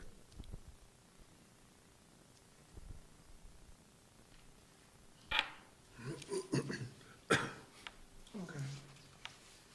And, Rick, you didn't come to your point about the mutual aid. It sounds like we give mutual aid to Richmond, but in terms of, because they don't have a tower truck. But, we What? don't, go ahead, I'm sorry. Oh, no, sorry. But the thought of mutual aid to Williston is not something we'd consider, or regional tower trucks or trucks that aren't. The problem is the response time. You're looking at upwards of 20 minutes. There's a lot of damage that can be done in that. You simply can't wait that long. And half the time, Well, these Rick- other municipalities' trucks are out and they Okay. can't come at all. Well, Well, I'll speak to that. We eliminated the hazmat truck 5 or 6 years ago, which was a function which dropped yet another truck, not the 5 to 4, now the 4 to 3. We eliminated the hazmat truck, and we also then eliminated the tanker, which is part of the, 5 to 4. And in eliminating that truck, I have an agreement with Richmond that, kind of silly for you folks to buy a tower ladder or a ladder truck, why don't we send you our ladder truck the few times a year you might need it, and we'll call your tanker to Williston the few times a year we might need it. So that's kind of that mutual that we're working with Richmond. As far as other trucks, you had mentioned about South Burlington might have one or two others. They actually have one aerial device, and they run it as a first-line truck. So that truck is not typically available to come to Williston, so it's off the table. Essex Town, Richmond, Heinsberg, and Shelburne that abut Williston don't have ladder trucks. Essex Junction does. I reached out to their chief, and I gave him the numbers of calls we have per year. And he had sent a letter to me, which I'll find in a second, which says that what your request is would not be sustainable by the Essex Junction Fire Department, i.e. we could not send you a ladder truck and subsidize Williston with that many calls per year. I think I almost said exactly what he stated, so that would not be a reasonable request and would drive the cost burden from Williston to Essex Junction if they sent their ladder truck to us. And once again, an aerial device in Williston is part of our ISO rating, which we've gone from an 8 over the years down to a 3. Right. We don't want to go backwards again and have the insurance rates affected. A community Williston's size really needs to have an aerial device. What I'm proposing is a more efficient, less expensive, and I think less to maintain aerial device for a truck that this town really can afford not to have. To speak about the response time, we actually had a fire in town involving a town building, and we were very fortunate to have an extraordinarily fast response time, faster than normal because of the circumstance, and it saved the building, and that's Still Brick Church, back in 2007, I think it was. And it was just coincidental that the chief was driving by, saw the fire. It was just coincidental that they had already been on it, received a call, and the ladder truck was already pulling out of the driveway. And they turned right instead of left and got water on that steeple very quickly. But the wait for mutual aid, we probably would have lost that building. Because I am data-driven, I want to make one note in the response to the questions. I read through them again, and I noticed there's one error. And I was in class last Wednesday trying to respond to the questions, and I was dictating over the phone and then reading on my phone. We don't wait 30 minutes for trucks from other towns to arrive. That's incorrect. It's probably 15 minutes. It was an oversight on my part, but just want to note that. Don't want my neighbors to think that I'm claiming they'll take 30 minutes to get here. It's not quite that long. Ken, is there any potential, with large pieces of equipment like ladder trucks, you could envision a system where there was a regional approach to providing maybe that one piece of equipment, so that no one department has to own it, but it could be owned by, I don't know what, a group of towns, maybe even a whole county. Is that possible here? Does that make sense? That question makes sense? Oh, boy, in the grand scheme of things, it could. I'll look toward Rick to answer this question. I don't see municipalities or departments, some of which aren't municipal departments. I don't see that happening. And once again, the truck being in Williston is what affects our rates, and most importantly, forget the rates, the response times. That's so critical, and we can't wait for the truck to come from Burlington. So a little bit of what I just heard, just to make sure I heard correctly, even if Williston was an advocate for some sort of a regional approach to, let's say, to providing a ladder truck service, the other municipalities would likely not be. I'm not speaking for them, I'm just saying I don't think we're ready for that yet. The managers have had discussions about it, but there are some major hurdles, and the response time is probably one of the biggest ones. You can work out the finances. Right, that would but be easy. where is it located and who gains, who doesn't buy, where it's located? Okay, good, fair enough, thank you.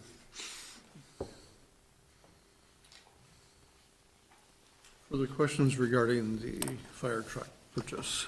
Yeah, I think I appreciate the alternatives, and Chief, I'm a supporter of the fire department. Hopefully you don't think otherwise, but I also have to support the residents, and I feel like it's, part of my job to ask questions when I feel like I don't have enough information, so I appreciate your time, and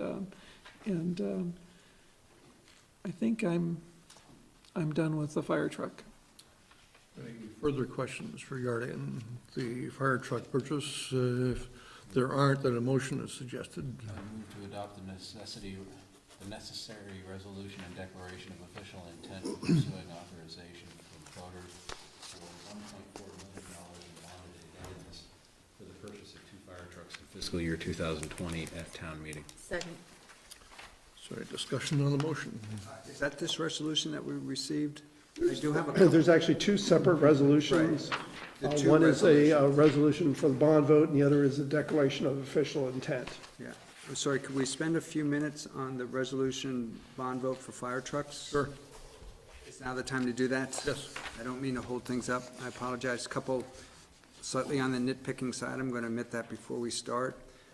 As you know, I get hung up on whereases.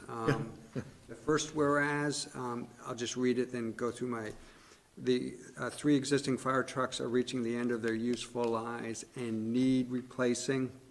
I wonder if need should be replaced, because there's some legitimate argument about when is the appropriate time to replace them. We may or may not have reached that. What I would suggest is getting rid of the words "and need replacing" and just put a semicolon after lives. It really, the way, I stared at this a long time, and it really is, if you replace the ladder truck ahead of the pumper, it kind of makes no sense, because if if you want to combine them, Yeah. you're doing maybe something a little quicker, but you're being more efficient at the end, and then you end up with the savings of. Okay. And the other part about the first whereas, I wonder if it should reference, I don't know if it's a policy, but we have a replacement schedule. And I just wonder if it should reference that. As opposed to, the thing I always find difficult about this, I don't want it to look like we're the ones deciding, I have to make sure I get this nuance correct, that we're relying on the expertise in the town to guide us on whether to adopt this resolution or not. So, does that make sense? I think it's getting a little bit lost in the weeds. Okay, all right. I think Rick was correct of saying "and need replacing," take those words Okay, out. then in terms of the second whereas, does it make sense to reference, the fire chief recommends 2 fire trucks can replace the function of the 3 older trucks? Again, you're getting wordy and in the weeds. All right, that went nowhere. Well, You know, I kind of agree with you on one point, and is whereas the select board agrees with town staff that the timely, replacement of, the acceleration of the replacement of, 2 trucks with one makes financial sense for the taxpayers of the town, or something like that. Does that? The fourth and fifth whereas state exactly that. What So I don't think you need to state it again. I'll just make one quick point and then Okay, I'll stop. all right. The first two whereases to me is where we're relying on expert advice. Yes. The second whereas is we're saying, yep, we agree with the expert advice, thus we're doing this. And to me, that's what I'd kind of like the first two whereases to focus on, but I'm in support of the resolution, so it's not a huge deal. I don't think we need to say that we're relying on expert advice or that we're relying on anybody in the town. By signing it, we've, If that were the case, then everything we do, we'd have to say, well, plus I'm only doing this because somebody at a meeting told me it was a good idea. It's like, smart people said so. So if it's kind of implied that, I'm okay either way. I know what you're trying to do. I understand the intent. I'm okay either way. So the only thing the thing we've agreed on is to delete and need replacing in the first whereas, okay? Let's move on. Any further discussion on the motion? If not, all those in favor of the motion say aye. Aye. Aye. Any opposed? Any abstentions? I think we've done it. The board to sign these later after I make that one change. Sure. So we're moving on to the capital budget and program for 2020. Rick? Don't think I had any changes. And the changes I had recommended were in the operating budget. So there is a motion proposed for the capital budget and program. move to adopt the capital budget and program for fiscal years 2020 through 2025 as presented. second. Is there any discussion on the motion? Just to make sure I understand what we're voting on, this would include all of the changes that were, oh, no. No, the changes, there are some capital items listed here. Okay, The changes I've recommended have nothing to do with the capital budget. okay, so, sorry, capital only, okay. Yes. Okay. Any discussion on the motion? If not, all those in favor of the motion say aye. Aye. Aye. Any opposed? So this is just the capital budget. That was just the capital budget. Then we're That's on to still the a big general I agree, fund. yep. I wouldn't say just. We're on the general fund budget now, item number 12 on the agenda for the fiscal year 2020. And Rick, you had some recommendations for this, which we asked you to get to us for this week. Yes, I have a number of changes. Some of them are fairly simple and some a little more complicated. I'll start with number 3 on the list here, which is administration salaries for the fire department. The position that's been proposed is a combination position. It will be essentially the second in command. It'll be responsible for a number of different functions in that role, including overseeing the inspection program that we're proposing as a matter of improving, or as a way of improving public safety. Our thought is, though, that for practical reasons, it would be difficult to get this position advertised, go through the recruitment process, and hire someone, possibly someone within the organization, but still you have to figure out who that would be, and have everything in place and all the training in place by July 1st. So assuming that that's not realistic, I talked 96,000, but you'll notice that the number that I've shown as recommended is not half of 96,000. That's because I'm proposing a lower fee than the $100 per unit rate that we had talked about earlier. I'm suggesting $50. Now, I did this for a couple reasons. One is, well, I felt that the $100 just felt a little high, but more importantly, I think this gives the board a little more flexibility at the time that the board has to talk about this rate and make a decision on it. And we will have to go most likely through a drafting an ordinance, and that'll involve public hearing and the whole process that goes along with the public hearing. So by having a lower rate, the board isn't boxed in by having an assumption built into the budget that the board is going to, if you go with something less than $100, then we'll be short revenue, and that's not a good thing. So the boards can certainly go with higher than $50 or lower as well, but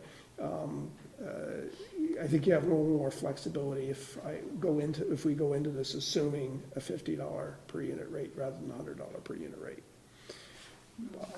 I like that, if only from the fact that it will keep, these costs will just be passed on to the renters, so, and rental is already too expensive. So. Right, and that's absolutely. That was one of my issues last time, was the high rental fee. I did have some other questions, though, that were on these things too, Mr. Chair, so. If you want, I can pause on this and come back to the other items, because they're all somewhat separate from that. So one question I have about the assistant or deputy chief. The whole idea about succession, and what happens if this fire chief is suddenly not available? There's no second in command. What do we do? I mean, we do have a deputy or assistant fire chief, but he's an on-call. And those, by the way, those aren't common. I'm not trying to say that every 2 weeks on the Tuesday of the second week, I'm at almost 100 hours, whether I do 100+ hours every pay period. But I do on occasion, and I'd like to balance those out a little bit and have, those 45 to 50-hour weeks versus more. Okay, thank you. On the whole rental safety, was there anything that, in needing a fire marshal, was there anything that, it seems we need, you're asking for more of an administrative or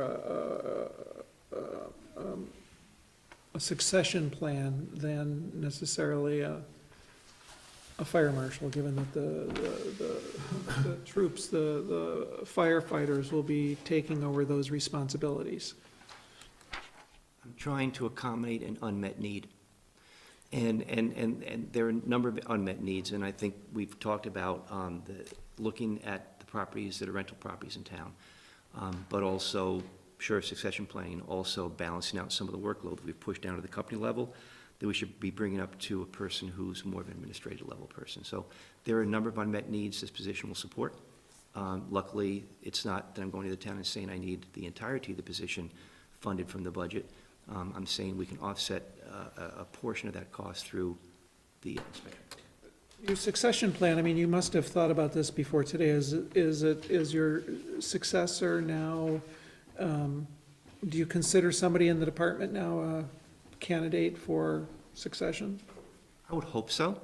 So, I would hope so. I mean, that's what any chief hopes to do, is pave the way for the next people to move up. And there are a number of qualified people to move up within the department structure as it stands today.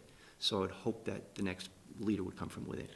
so in reality, in terms of if something happened to the chief, we would have somebody there that could step into that position. If we had this position, Well, step into that position on some temporary or permanent basis, if they're being groomed or that's the primary candidate for us. That whoever is hired, assuming the position goes forward, whoever's hired in this position would become the next fire chief upon, let's say, your resignation? We never know that. That's a Okay, process all we right. can't speak I to. just wanted to be clear there, okay, so. One can hope, but that doesn't mean that's where Okay, it'll play out. no, that's, a scenario could be, somebody, the position's created, somebody's hired into the position, you retire, but somebody's brought in from the outside to be the fire chief. could be. Okay. Yeah. And this is not a new concept. I mean, since I started preparing for you folks strategic plans, I've always put in that I'm getting closer to the end, and Chief Hulbert, who's a call physician, is getting closer to the end. The little twist this year is that because of his changes at work, he's had a lot more to devote to his work versus the department. And I hate to speak for him, but if he was here, he'd say the same thing. Further questions regarding the budget? Oh, the couple other things, Rick, and, yeah, that I'm hoping we can discuss. I'm just gonna throw out my feelings on this. I'd be curious how others respond. I think you have me sold on the idea. My reservation is that it's coming, following a year in which there were 3 new staff, if I remember correctly, added last year. So I guess my only reservation is a concern that, it's not a concern, it's just looking at, the fire department seems to be growing in much quicker than the other departments in town. It's definitely grown quickly, and last year, again, we made some adjustments within the budget that, if you will, freed up monies otherwise spent for call staff and other line items in the budget that really covered the cost of 1.5 of those 3 folks. So it wasn't 3 entire new positions. We only increased funding to cover 1.5 of those positions. And there's no crystal ball, and I'm not, if I were to be here in 5 years, you probably would not see me here again looking for more people. Because I think we're where we needed to be. There's been a long-term goal, but I think we're where we need to be. But it's where we need to be, not where we'd like to be. Further questions regarding the proposed budget? Just on this idea for, could you remind me, Chief, what's your proposal for this rental inspection process? Is this, which rental properties, which, how many, in other words, will you hit every rental property per year? Are you planning to hit every rental property every 3 years? And what kind of rental properties? All rental properties? No more than 3, hopefully more than 2, but we don't know till we hit the streets. We will find that some of the newer buildings will be able to move through more quickly, and because of that, I'm hoping that we can see ourselves in every apartment, certainly every 2 years. And I always have goals. I'd like to do it every year, but it's probably gonna be closer every 2 years. If we have, Oh, I'm sorry. well, if we have a target property, however, we'll be there more often. And we absolutely have target properties in town that need a little more attention than others. What's our enforcement policy or capability? Right now, 0. No, I mean, even if we have somebody doing fire marshaling, We'd have to institute an ordinance that would outline those. Okay. so we actually need that'd be the legal ordinances to mechanism do that, which we don't have today. That was So- my only question is what legal authority would we have, and it'd be through an So, ordinance. so if we actually institute something, we're going to have to, or if we hire somebody, we're gonna have to institute policies. So why wouldn't we do something like a spot check policy and a call-in rather than a mechanical, building inspection? It'd be discriminatory. You have to do it for everybody or not at all, I think. Set it up randomly. Well, that's what I meant, a random check, and that way, everybody, and then make sure it's finable, right? If a landlord, Because if I knew that existed as an attorney for a closing, I wouldn't want to close unless I had it, and I can't sit there and say, well, you weren't one of the random ones. I could just see that screwing up closings. yeah, which I but normally we're not say. here to, we gotta make sure we separate your business from. No, I'm Select just saying, board. you can't, it's a discriminatory thing. I don't like it. That's my whole point. But I think is there's, being- my understanding, there'd be a more powerful public policy issue than that, right? I mean, there's a nuts and bolts issue of how we're going to do a spot check. Because a spot check, I don't think it would be discriminatory if it were, if there was a means by which it could be genuinely random. And, you know, I don't know if the town, I suppose, could buy a big bingo wheel with names. A random number but then- generator. Yeah. It's pretty easy to come up with random Sure, selections, so. but then the other issue difficult. is, you know, randomly, if somebody doesn't get hit 2 years and they have this carbon monoxide leak, I'd rather have a process for it. But well, I'm sorry, go ahead. I was just gonna say, sorry if I interrupted, but I was just gonna say, I thought I heard the chief say that we would hit places that were problematic more, which is not discriminatory, just practical, right? It just sounds like a practical thing to do. If somebody's violating, you're gonna go back and check them again. Well, if we have a problem, we have an obligation to go back and check it again. Absolutely. Or if you have a particular landlord of a particular property, it might not be the same apartment, could be the same property. Sure. I guess I don't know, I don't understand the implications of discriminatory policy. It seems like if we picked on, I don't know, Let a me put it particular a different group. way then. If you're gonna sit there and do that, there's gonna be at some point in time, some landowner who's going to be suing the town going, I'm tired of being the one that always seems to do this, and whether it's a frivolous lawsuit or not, the town is going to waste their time and effort getting themselves out of it. So I just think it's a better policy, if you're gonna do this, you do it across the board, not just pick and choose. I would simply point out we're having a discussion about a policy that we don't even know if we're going to be adopting, or even having a discussion about down the road, so. Never stopped us before. That is probably true. I just wanted to point it out. Any further questions regarding the operating? I'm sorry, I do. Rick, because you identified a number of things, do you want us just to focus on the ones we have questions about, or do you want to go through all of them? I would like to go through all of them, but I stopped at that point because that whole position fee thing was a major issue, and I wanted the board to, you know, get a chance to ask questions on that issue alone, and then I can go through the other items. I like the fact that it went down. Thank you. You know, if we go in this direction, it keep the renter property, any additional costs down. So I continue on my. Yep.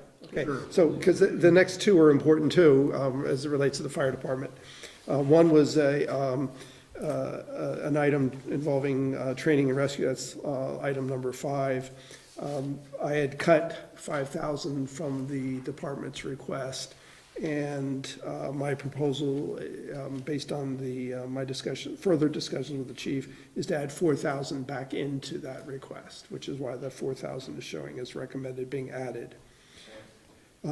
Also, item number, let's see, 6,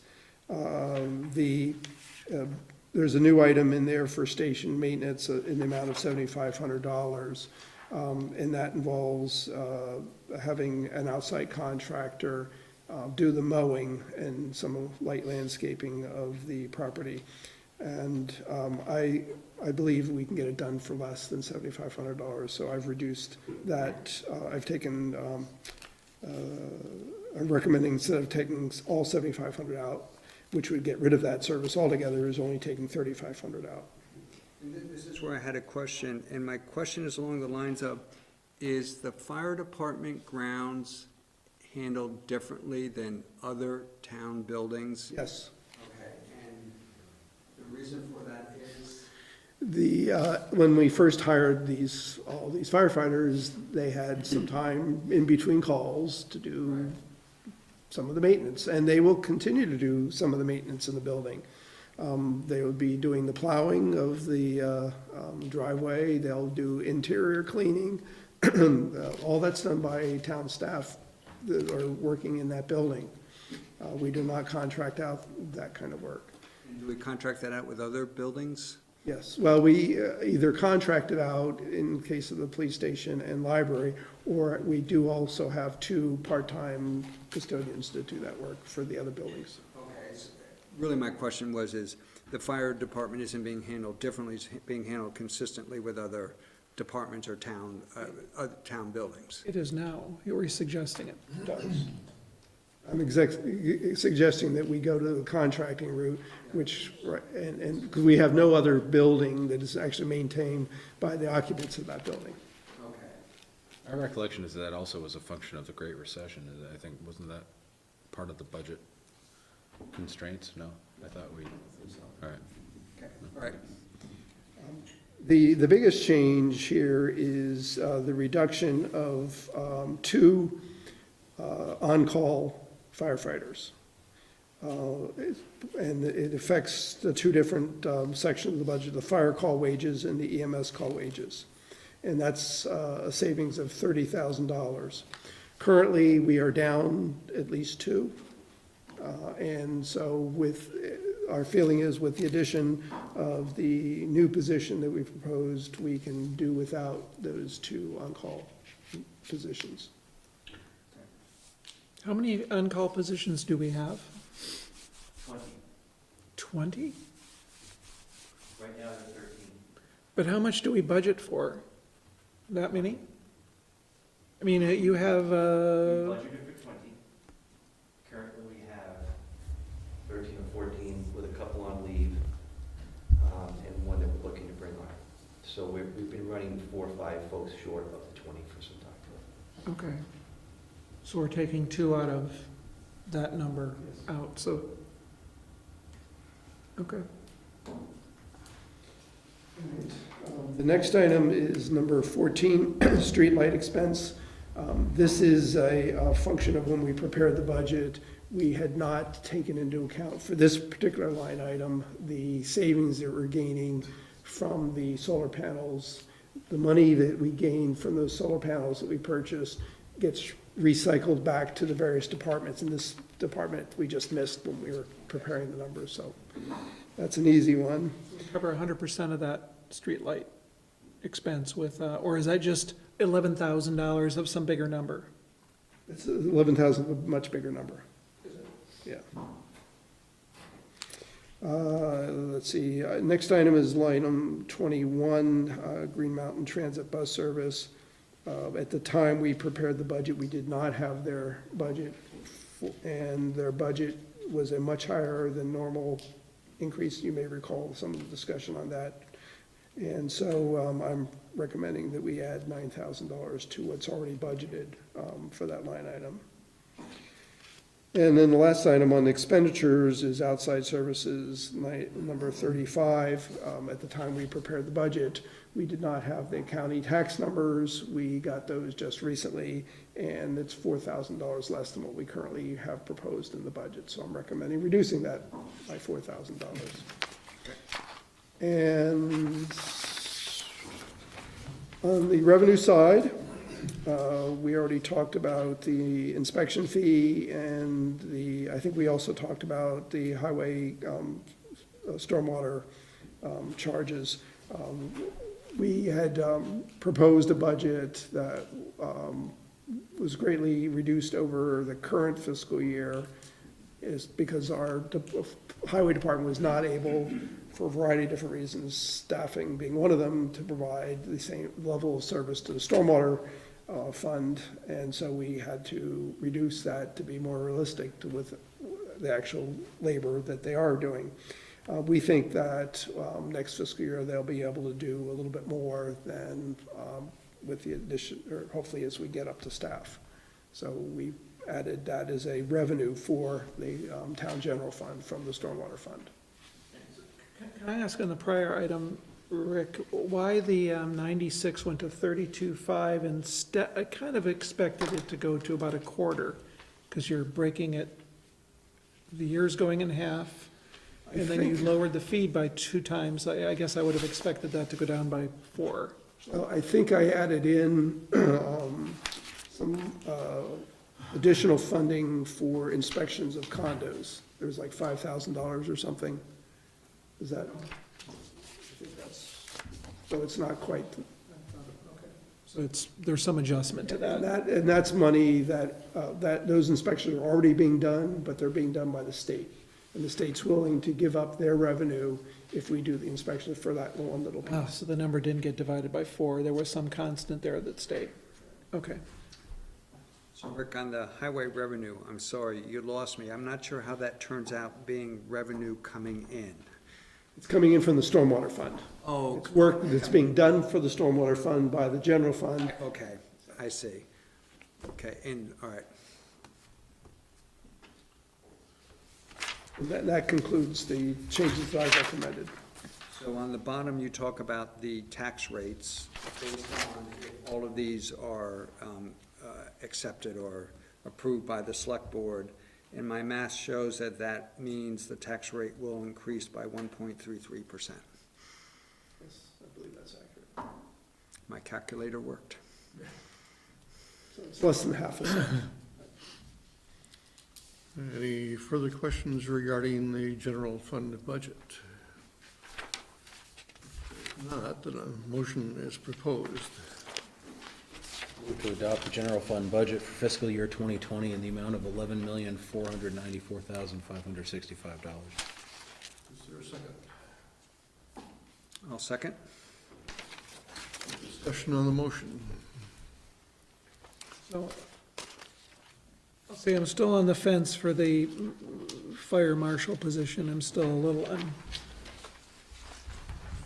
I haven't thought about it or vetted it enough. It feels, so, again, I'd like to see us move this budget process back a little bit so there's a little breathing room. But I'm not gonna, there's no line item veto here by select person, so it makes it a little difficult to have an impact or stop the train, so that's what, anyway. Any further discussion on the motion? Said my piece. All those in favor of the motion say aye. Aye. Aye. Any opposed? No abstentions. Looks like it's been 5-0 then. Moving on to the water fund budget. We discussed this 2 weeks ago. Questions for? Oh. There's no recommendations for any changes at this point, so are there any questions regarding it? Motion is in order. Move to adopt the water budget for fiscal year 2020 in the amount of $1,289,625. Second. Is there any discussion on the motion? Hearing none, all those in favor of the motion say aye. Aye. Aye. Any opposed? Moving on to the sewer fund budget. Again, no changes are being proposed from our last discussions. If there are no questions, then a motion is in order. I'd move to adopt the sewer budget for fiscal year 2020 in the amount of $1,842,785. Is there a second? Second. Is there any discussion on the motion? All those in favor of the motion say aye. Aye. Any opposed? And lastly, the stormwater fund budget, and again, no changes are being proposed from what we discussed before. If there's no questions regarding that, then a motion again is in order. One quick question, I just want to verify, we talked earlier tonight when doing the minutes that the proposed budget does not indicate there'll be an increase in the stormwater fee, and I just want to verify that that's, oh, shoot, Bruce is not here, correct. Jennifer, you can? Okay, thank you. There's no increase. No increase, unlike the sewer and water. So that being said, Mr. Chair, I'd move to adopt the stormwater budget for fiscal year 2020 in the amount of $763,585. Second. Is there discussion on the motion? All those in favor of the motion say aye. Aye. Aye. Any opposed? Moving on to this town meeting warning. You have a copy of that. So if I may, Mr. Chair, explain some of this. As I always do each year when we have this preliminary draft, which I shared with you a week or so ago, I share this with legal counsel, and legal counsel provides all kinds of recommendations. And we do have a new legal counsel this year, and so there's some changes in here that reflect that, particularly articles, the latest draft, Articles 13 through 18, which there was a minor change in the way each of the articles is phrased. But more importantly are the articles involving the town charter changes. The wording is somewhat different. I did not do a markup on these because basically each article was rewritten and a fifth one was added. Remember, I had 4 before, and the recommendation was to add a fifth one. In addition, our legal counsel looked at the requirements for posting the charter, and so we're going to recommend, when the board does adopt this, to add to the motion that you, I forget the wording. Similar to what we did before when we were posting the charter proposal, moving that it's too long or unwieldy to be shown its amended form. And what we'll do is we'll end up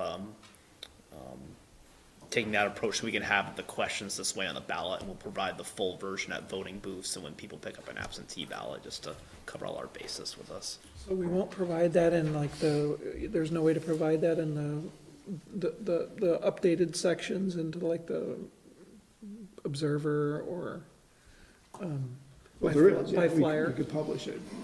We'd have to publish basically the whole charter, Would you have to, is that what you'd have to do? pretty much, I would say. Now, we will have the whole charter published online, and it's available, and we'll have copies available at the voting booths. Maybe, I mean, it's just getting it at the voting booth is kind of late, right? To sit around, to read the charter, which is quite long. Maybe some mentions in the Williston Observer pointing to these documents. I wouldn't propose printing the whole thing, of course, and maybe on Eric, in your movie star career there, for the Williston show, as well as Front Porch Forum, Facebook. Right. Yeah, we're starting to brainstorm that the other day. Okay. How to communicate these issues ahead of time. It's very important that you understand these before they get into the voting booth, because you're right, you can't look through this. We have to provide it, but it's, they're not really going to gain a good understanding of it standing in the. Take you a while to read the whole charter, right? Exactly. So it will get talked about at the very least at our budget review session that we have scheduled for, I forget the date, February something or other. Terry, do you remember the date? Fifth, I believe. No, I beg your pardon, it's 4th. February 4th, that's it? No. No, that's not. Anyway, it's sometime in. It's the 11th. 11th, that sounds right. February 11th, we're going to do our annual budget thing, and one of the big focuses is going to be on the charter changes and the bond vote.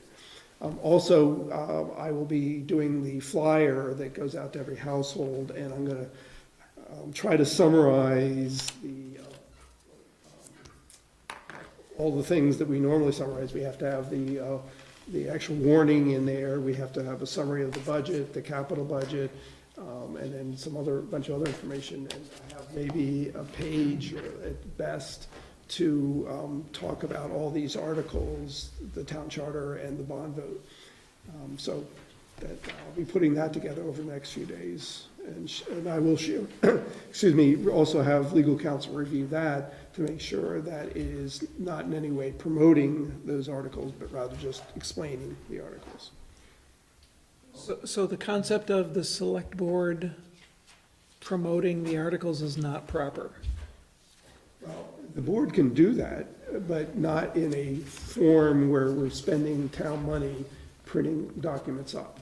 If the board wants to go out and verbally for or against, they can Really? do that. But we can't spend taxpayer money promoting something like that. So as individuals, I think we can do whatever we wish to do, but not as a board. But as a board, we approved of those things, right? As a And so board, we're gonna we're approve. actually, as a board, we've actually done that, right? As a board, we have. But we approved- can't print it? approved, to this date anyway, proceeding with them. Now, last year, we approved something on the warning that not all of us were in support of. And some of us, I think, talked about not supporting that when it came to the voting booth. So if we are in agreement, then one would hope that the board would support what we agree to warn anyway. I see what you're saying. Okay. And I made, But there's some legal implication here too, you're implying. Only if we're spending taxpayer dollars in support of it. That's where the problem runs in. our meeting, our TV performance will be on Tuesday, the 12th of February at 5:25 to talking about the budget and things like that. We'll use whatever other methods we can to get word out so people understand what they're voting on. It's to everyone's benefit, I think.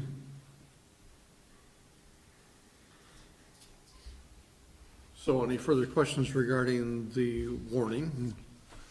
And there are two separate motions proposed, one to adopt and one to talk about the length of the charter. So I'd be looking for a motion. Move to adopt the official warning for town meeting and Australian ballot vote to be held on March 4th and March 5th, 2009. Second. Any discussion on the motion? All those in favor of the motion say aye. Aye. Any opposed? And the second motion that we have would be to simplify things for the town. Just seems rather mechanical, but the chair entertain a motion. Oh, absolutely. Move to find that charter amendment proposal is too long and unwieldy to be shown in its amended form for each of the separate articles, and resolve that copies of the amendment proposal should be readily available to the public at the town office and for distribution to those requesting absentee ballots or voting early, if requested, and by having a full copy located in each ballot booth on March 5th, 2019. Is there any discussion on the motion? Each ballot booth, wow, you're gonna be making lots of copies. Okay. Any further discussion? We'll also make copies available at town meeting. We don't need to say that here in the, Because it's not on the, it's Any not, further discussion on the motion? All those in favor of the motion say aye. Aye. Aye. Any opposed? We'll move on. I do have copies of that for signature. And before we conclude, I'd like to thank Jennifer for all her support during this process. We very much appreciate it, and I just want to thank you. Come back and do it again next year. So we do have just a couple of quick things, I think, for other business, and that is talking about the town report, annual report dedication. We passed around a document last week to get input from you. I think 3 people agreed with dedicating it to 2 individuals this year, and I'm not sure that, if that is the wish of the board or not. Yeah, could you, 2 individuals were number 5 and 6 on the list. I can pass the list along if you'd like. thank you. I agree. The question was, at least raised at the staff level, of whether it should be just one of those 2, because by doing both, somehow diminishes the accomplishments of one. But, we'll do it, whatever the board decides is fine with. actually like it together, because it, maybe the one wouldn't get the recognition ever if, Yeah. and given its family, when either one is doing something, the other one's impacted in some way, right? So, it's a lot of service for a family to give. So as I look at this, 66 it's number years. 5 and 6? Yes. Okay. Certainly no objection there. Okay, we'll proceed. Thank you. And the good news is, there's no meeting next week, because we've completed the budget. There isn't. And so we don't have to worry about doing that. The next time we'll be here is in February, on the 5th, and looking at that. Any other business to bring forward tonight? Just one quick question. The resolution for the bond vote for the fire trucks, does that need to be signed anytime soon? Is that under a rush like the previous one that you want us to do digitally? I think it has to be done before February 1st. So we'll have to figure out a way to get that signed then, huh? It'd Okay, be, I mean, I'll have it ready tomorrow, so it's, that works, then we'll have both documents ready by the end of the week to sign. I mean, if you really wanted, you Print can it wait out. around for a few minutes, I can print it off. Sounds like, yeah, because I'm gonna be gone starting February 1st, 2nd, for two meetings. yeah, I'll certainly wait to put my John Hancock on it, because it's just difficult for me to get, you know, I just think it's a good idea to get it done and out of my hair, if you will. You want to wait around while I... I'll wait around. If we adjourn, we can do that. Is there any other business that need to talk about tonight? Just real quick, we are gonna talk about the Recreation Committee letter, the letter from a member of the Recreation Committee sometime in the future. Not necessarily. Oh. I don't think the Recreation Committee appreciate or fully understood the issues. So I had a long discussion with Todd, and he's gonna meet with his board and talk about some of the issues. Okay. And so it may or may not come back to the board. Okay. It may resolve itself. There's multiple issues there. Okay. I must have missed something. He brought up a very good point. He may not captured everything I need to know, but he certainly did have a good point. A letter from Bob Metz. Yes, yeah, Committees. yeah. They did an analysis, and they found out that the amount that they're charged is actually consistent with the number of hours they use and the value they use it. Okay, then that's the part that obviously we don't have, yeah. Right. What's missing is that's not the same amount that other communities pay towards the district. Particularly now that it's district-owned facilities, I would hope that Williston is treated the same as the other towns that are in the district. I think that's more of an issue, but, you know, there has to be a discussion, I think, amongst the Recreation Committee, and it eventually may come back to the board if they want to have some word going back to the district, then that probably would have to come from this board. Did a letter go out? No, no letter went out. It was, what was included in our select board packet? It was. No, the letter, Wasn't maybe I misunderstood your question. There, no letter went out in response to the Mets letter. I didn't see anything in, on the, It was in her oh, I see it, manager's report, Yeah. okay. There is something, okay. I typically don't pre-read all the extra manager report. Ah, you missed a good one. I know, I know. I spend a lot of time in the other stuff, but I don't. There's a few gems hidden in there. That's happened to me, though. I'll be at a Okay. meeting and be like, what are you guys talking about? It's like, oh, shoot, there it is. Yeah. Any other business to be brought forward? We're adjourned. 125,000? Oh, actually, this can be signed. That's the one that didn't involve a change, and then the other one,